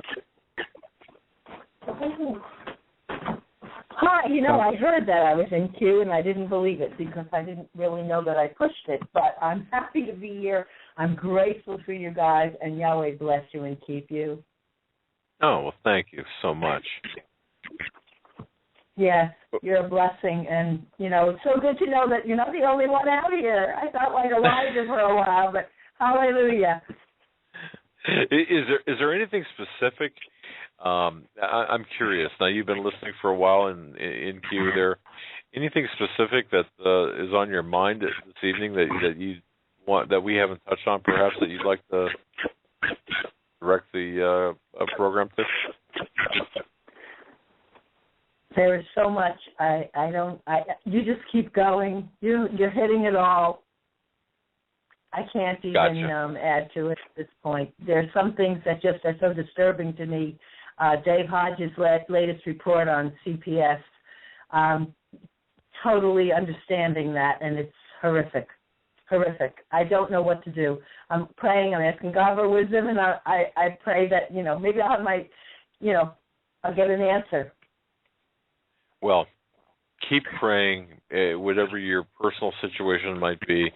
In fact, Dave Hodges, his report on CPS, if you haven't read it, folks, at commonsenseshow.com, definitely read it. Caller, thank you so much for hanging in there. Thanks for your blessings, and God bless you. We really appreciate it. Thank you so much. Bye-bye. Have a great night. All right, we're going to go to 254 next. 254. You're up next. You're live on the Hagmann and Hagmann Report. Hey, guys. First-time caller, long-time listener, great show. I kind of wanted to go back to something that Doug touched on earlier in the show about the Oath Keepers Bundy Ranch, breakdown that they did, and kind of get your feelings on it. Well, boy, that's a heck of a discussion. Yeah. You may or may not be aware that we had Jerry Lemus on.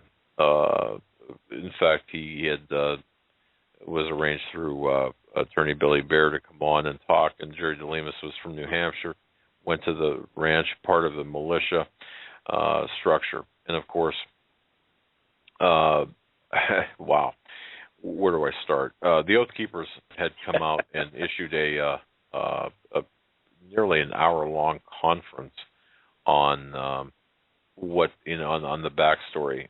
They did not flee. They did not run. And we stand fully behind the Oath Keepers, by the way. Okay, Stuart Rhodes, to me, is a man of integrity and character.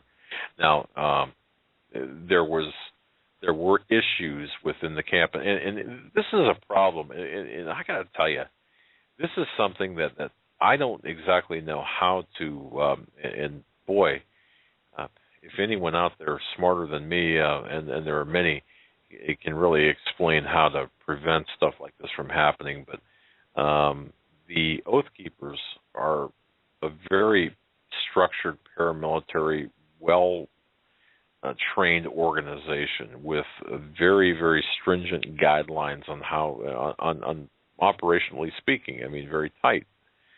They butted heads with some of the militias within the camp. Some of the militias, according to the Oath Keepers, were a little bit, what would you use? Just unstable, perhaps. When I say militias, people within the militias were a little bit unstable, and it presented a danger to others. Okay, now I see that. You know, it's going to happen. So the problem, as I see it, and for those unfamiliar with this, the problem as I see it is there was a lack of discipline. And I would say this with Mr. Jerry DeLemus, who we had on our show. I would say this: well, you know, if you're going to go out there and to be the leader of the militia end of things, you've got to exercise leadership. Well, apparently that wasn't done, and there were things that happened that fell through the cracks for whatever reason. And the Oath Keepers, hey, they said, look, you know, we're not going to work under these circumstances where, you know, our lives are in danger. But to me, the most important part of this, caller, I don't mean to dominate this. I'm just going to give you my no, not at all. You know, perhaps one of the most important aspects of this is there was the rumor, and it was a rumor, that the Holder Justice Department signed off on a potential drone strike against the ranch.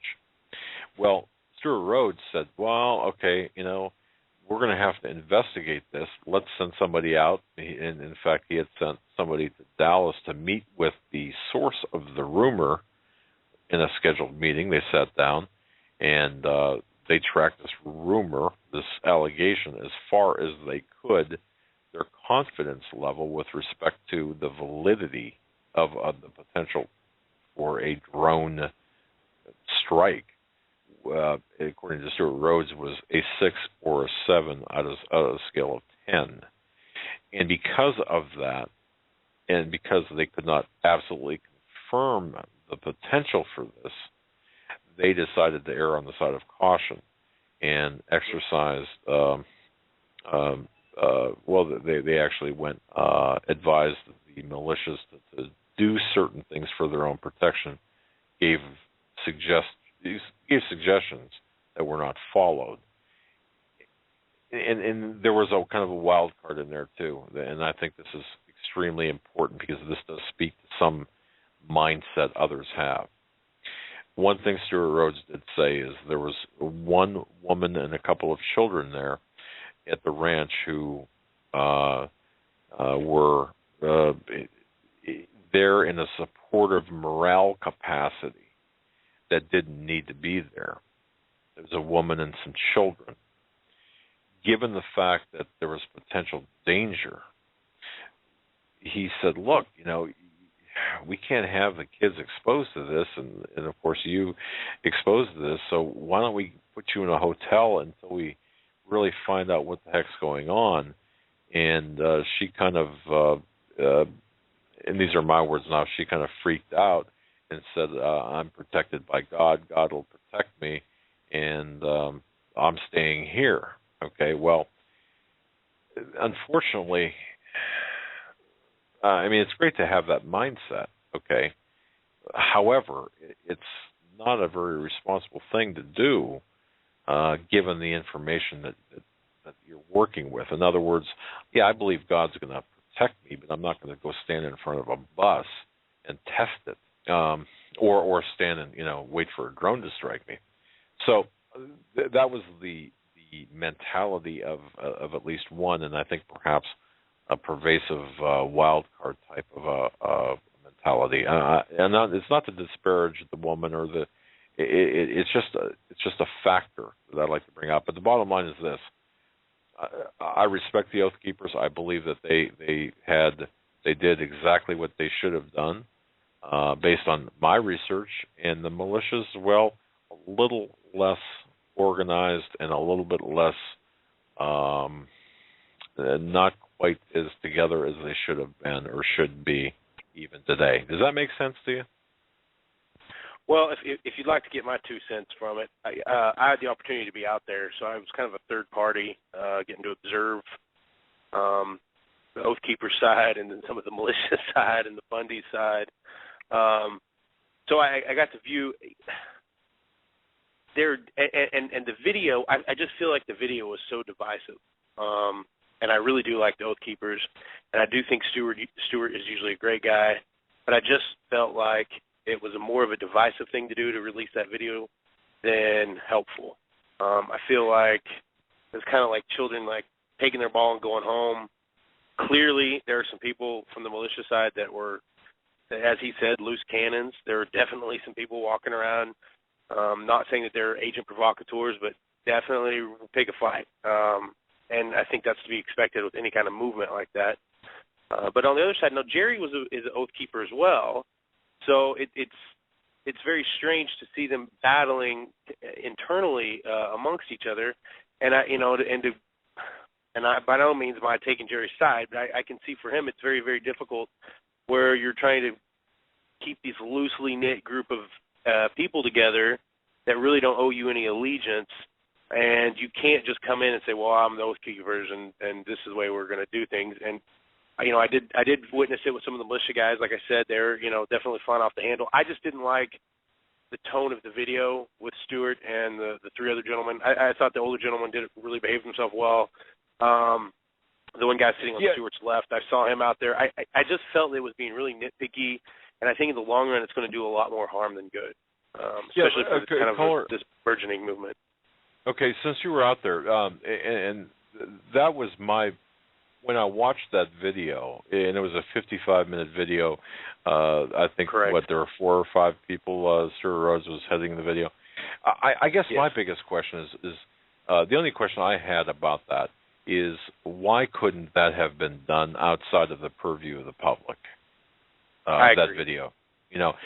That did bother me because, boy, talk about being able to use for propaganda purposes. Not that the information was incorrect, but like there haven't been enough venue, and there hasn't been enough, division and infighting, and even the media labeling of marginalization already. That just was like icing on the cake.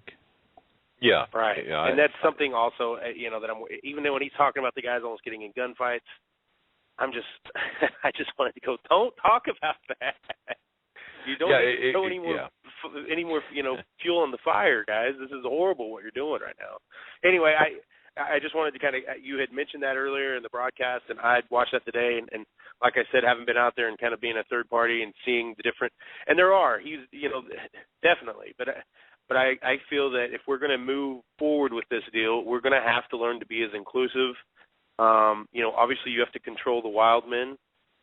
There are wild men out there, but there's also this kind of strange, if you're not one of us type person, if you're not one of us with the Oath Keeper, or if you weren't, in Special Forces, Army Ranger with me, or I'm a Navy, and a lot of the times it's guys out there acting like they are something that they're not, or, just because I have, my $3,000 rifle and my $2,000 scope and my body, there are definitely some interesting characters, but if we're going to coalesce and work together on this deal, we've got to try to find more points to be together than start dividing and, I really being the nitpicky and talking about, we brought our FLIR cameras and the night vision. I don't know. I really found it to be more divisive than good, and just I think it's going to cause more cracks in the wall. Well, as I finished watching that video, and I was engaged in other things at the time, a thought occurred to me. I'd like to have Stuart Rhodes come on and to explain a few things as well. I understand both sides, but I do believe, and this is the other thing too, I really think that there was an infiltration, because I don't think that the people who were coming to help the militia, now the Oath Keepers have more of a cohesive, they know who's who, okay? The militias, it's a little bit less organized that arrived there. So the potential for infiltration by a troublemaker from the feds is exponentially greater. And I think so. I'm not. Jerry was a. Oh, I'm sorry. I apologize. No. I just want to say this. I'm not blaming. Jerry or anyone else. It's just the way that it would kind of played out that way. And so all I'm saying is the fact that I do believe, if I had to guess, I would say that there was an infiltration, deliberate infiltration, for the purpose of causing an incident or a division among the people who are there trying to help. Well, I think it's a lot of alpha males, and everybody's trying to be the top dog, and sometimes everybody's not going to get along. I think even in a lot of the Revolutionary Army and stuff, when you read about it, you read about some kind of wild characters. And, there are some guys out there. There's guys out there that quit their jobs from the Midwest, and they were looking for a fight, for sure. But what would you have done different? I'm curious, because you were out there. What would you have done different? I think first and foremost you have to recognize that it's not a standing army. I think that's something that a lot of guys want to, these guys, we're the Marines and this. Okay, well, you're not in the Marines anymore. If you're most of your reservists, you're serving, 1 weekend a month, 2 weeks a year. You're not active in the Marines. And a lot of the times you get into these guys, and it's just like it just seems to be a contest, as no one can verify or back up what anybody's saying. So they're just wild stories. I was special ops in the Delta Force and Iraq, and we were, it's hard to believe anything at a certain time. And I think, guys, or maybe, I don't know if you have, you get a guy around guys on sports teams and they start talking all sorts of noise. The same, I noticed there was a lot of that. And I think what happens is people start feeling that they're not getting respected enough. And I think that's what he was really alluding to, talking about, the guys getting into tiffs. And by tiffs, obviously, he was alluding to gunplay at one point. And I think there needs to be a little bit of, not necessarily there has to be complete cohesion, but I think there needs to be an understanding that certain people are standing on their own, or certain people are loosely knit together, and that you don't have to be the alpha male over everybody at all times, as long as everybody's doing what their job is. And I think that was kind of the problem. I felt that he was coming out on the video, whereas I can understand some of his concerns and problems. And believe me, and like I said, I saw it on the other side. But Jerry was also an oath keeper as well. To reiterate that, so it was they were in house with those two. And Jerry was nominated, like they said, the Bundys decided to nominate him because of their relationship with them. But I think when you to look at this as a realistic, if we're going to move forward and try to use this as a cohesive unit, there cannot necessarily be a straight up military type order to it. You're going to have kind of some loose militia people, and you're going to have to understand that they're going to have egos involved, and they're not going to salute you or sir you just because you tell them that you served 10 years in the Marines. And I think that was a problem that I saw on both sides. Interesting observation, really, and I have to agree. Knowing the information from Jerry and knowing or seeing the information put forth by the Oath Keepers, somewhere in the middle lies the not only the truth, but the potential for boy, I hate to use this phrase, a learning experience. But I think that we need to learn from this for the next time. Well, that's something I brought up. Oh, I didn't mean to step over you. No, and that's something I was trying to bring up to the guys when I was out there.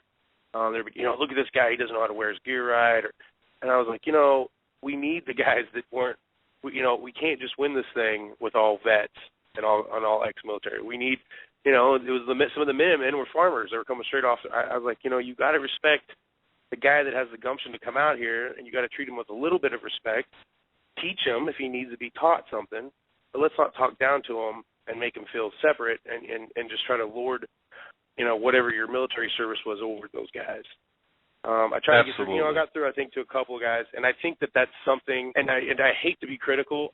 When I watched the video today, it really upset me because I think this is only going to cause divisiveness. This is only going to make that guy feel that who wants to do something there were several guys out there on that Saturday that looked like they had just gone to the sporting goods store and bought a rifle, which I think is dangerous. But the fact that they're coming out there to support, we have to also take that for what it is. And as we saw in Iraq, you can't even loosely control lodges, or we couldn't even control the city. So those kind of people can be very, very ineffective, or very effective in that type of environment. They can be also dangerous, but we can't show utter disdain to them just because they haven't had the military service that some of the others have. Anyway, those are my 2 cents. I'm sorry I took too long on this, but no, it's an important topic. Thank you for the call, and again, it's an important topic. I think that we need to understand this, and I think, look, you hit the nail on the head. I don't want to keep you, but I'll just say this: there is, in a situation like that, there really is no room for condescension. There's no room for treating anyone as a second-class citizen. On the other hand, now there's no room for error either. I mean, there's little room for error, I should say. You don't want to be cannon fodder for the people who are aiming guns at you, and you want to be responsible and do the best. I mean, if I was out there not having combat experience, if I was out there, I would just look. I'd be listening to the people who are seasoned and who are in a position to know what the tactics should be, and voluntarily listen to, because I don't want to get my butt shot off, okay, either by friendlies or by non-friendlies. Having said that, the way, and I think, I have to agree with you on this, I do believe that video is going to probably not the best thing to do in terms of laying it all out publicly. That wouldn't be my first choice. So, but interesting that you bring this up, and it's been on my mind and on my heart. All right, we're going to fit in at least another phone call. We're going to go to area code 253. 253, thanks for holding. You are now live on the Hagmann and Hagmann Report. 253, thanks for holding. Hey, you guys. Good evening. Hi, Joe. Hi, Doug. Hey, what's up? This is Jack Groening up in Lakewood, Washington again. What a good show you had last night with Josh on there. And you know what? When you started the show off tonight, and you were talking about that call that came into your office today, you need to take that as very, very serious. I mean, you don't know what these people are up to. They don't want this information out. And, they're going to probably try and do something. You don't know what they might come up with. Yeah, we are taking it seriously, and I've got to tell you that that program last night made it to some pretty high-level people and agencies, and I do expect the other shoe to drop on this. Now, personally, I don't feel as threatened as I believe Mr. Plumley feels, because he's the one out there with the information. However, look, I got to tell you, our actions do have ramifications. This is not some sort of game we're playing. This is, in fact, real life, and you're exactly right. Yeah, at the same time, though, I don't let it bother me at all. It's not something I'd even thought about, even after we talked this morning. I don't feel. I mean, I know they can do what they can try to do what they want to do, but I know that there's a higher protection that we're under, and all they can do is try. Well, now here's the Nerf bat scenario. Look, I understand what you're saying. Yeah, sounds like that lady you was talking about earlier, Doug. Thank you. Thank you. Thank you. Hey, you guys might want to consider some bodyguards. Yeah. Well, what I do is I use my family as human shields. I grab. Yeah. No. That's a good one. But I got to tell you, my friend, we do take precautions, and although Joe says what he just said, there is that belief in the higher power. There's the spirit of protection. On the other hand, you can't be stupid. you can't. You've got to be.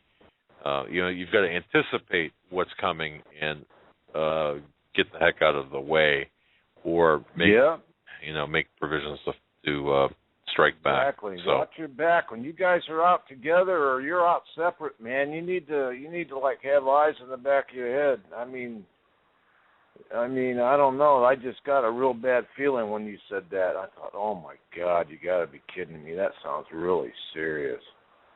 And I'm asking for the callers tonight to really keep Josh and you and Joe in prayer and keep a hedge of protection around you guys. I pray for you guys every night. As soon as this show goes off, I'm in prayer. And speaking of that, thank you.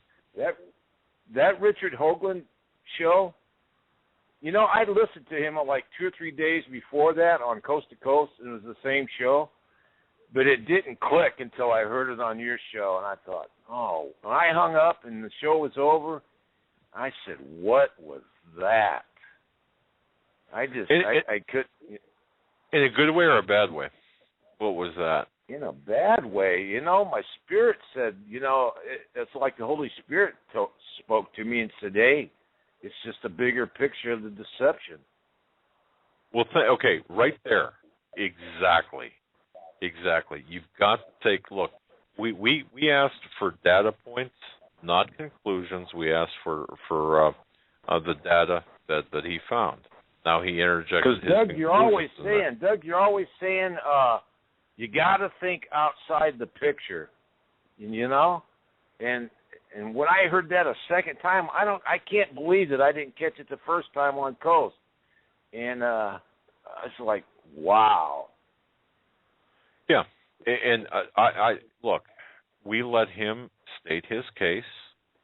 We let him say what he found and what his conclusions were. And the fact that we did not interrupt him does not constitute an endorsement. And those people, right. There are a lot of people out there saying, well, you should have came in and said this and said that. And I've got... You remember the guy that you cut off that one time in the interview? You remember cutting him off? We didn't actually cut him off. I just sitting here waiting, thinking, man, he's going to cut him off here in a minute. Well, no, the broadcast got cut off, and that was Scott Stevens, and how timely it did get cut off. But on the other hand, we invited Mr. Hoagland on to provide the information that he found, or to provide the fruits of his research, and we did give him the latitude to expand upon his beliefs. Now, that does not mean that we endorsed it, but we gave him the platform. Right. But it's also a good picture. And you know something? Right. We are all going to be... Look, folks, if you don't think that we are not... If you think that you're going to be insulated from conclusions like that, then you're sadly mistaken. Use it to learn from and to understand what we're going to be facing as a Christian body. Use that as a lesson. Use that as a picture. Some of the best emails we got were, thank you for having him on so we can, see the other side of the story, see what the other belief is, so people are better equipped to combat against certain beliefs that are contrary to the Word of God. Right. Okay, well, that's all I got to say, and the show's about over, so, hey, thanks, and God bless you guys. I love you, and I'm here every night listening to you. Well, we love you too, and God bless you, and always appreciate your calls, and thank you. Love your laugh, too, my friend. All right, brother. Okay. Take care. Bye. Well, that'll do it for tonight. That's it. Tomorrow night, very important program. the intelligence analyst that we have. Very important program tomorrow night. Please tell a friend. Telemundo. Absolutely. And the last caller, his laugh, it's funny. The way he laughs, he has me actually laughing. I have to mute myself. I'm laughing so hard while I'm listening to his laugh. And it's they contagious. say, it really is. I was just going to say, they say laughter is contagious, and his certainly is. Yeah, exactly. And by the way, nothing I said it was meant to disparage or disparage anyone tonight with respect to the Oath Keepers or to the militia. It's just factual information. It's intellectual discussion and discourse that we need to have. And that goes for our guests, too, including, but not limited to, Richard Hoagland. Look, He gave you the data points. He gave you his conclusions. You take a look at that. You take it to the Lord. You take it to you have the intellectual review of it, and just understand too what is out there. Okay, so you understand what's out there, and there you go. So take it in that context, folks. Thank you for listening. Tomorrow night, all 3 hours. It's going to be an incredible program. God bless. Stay safe. Until tomorrow, have a great night.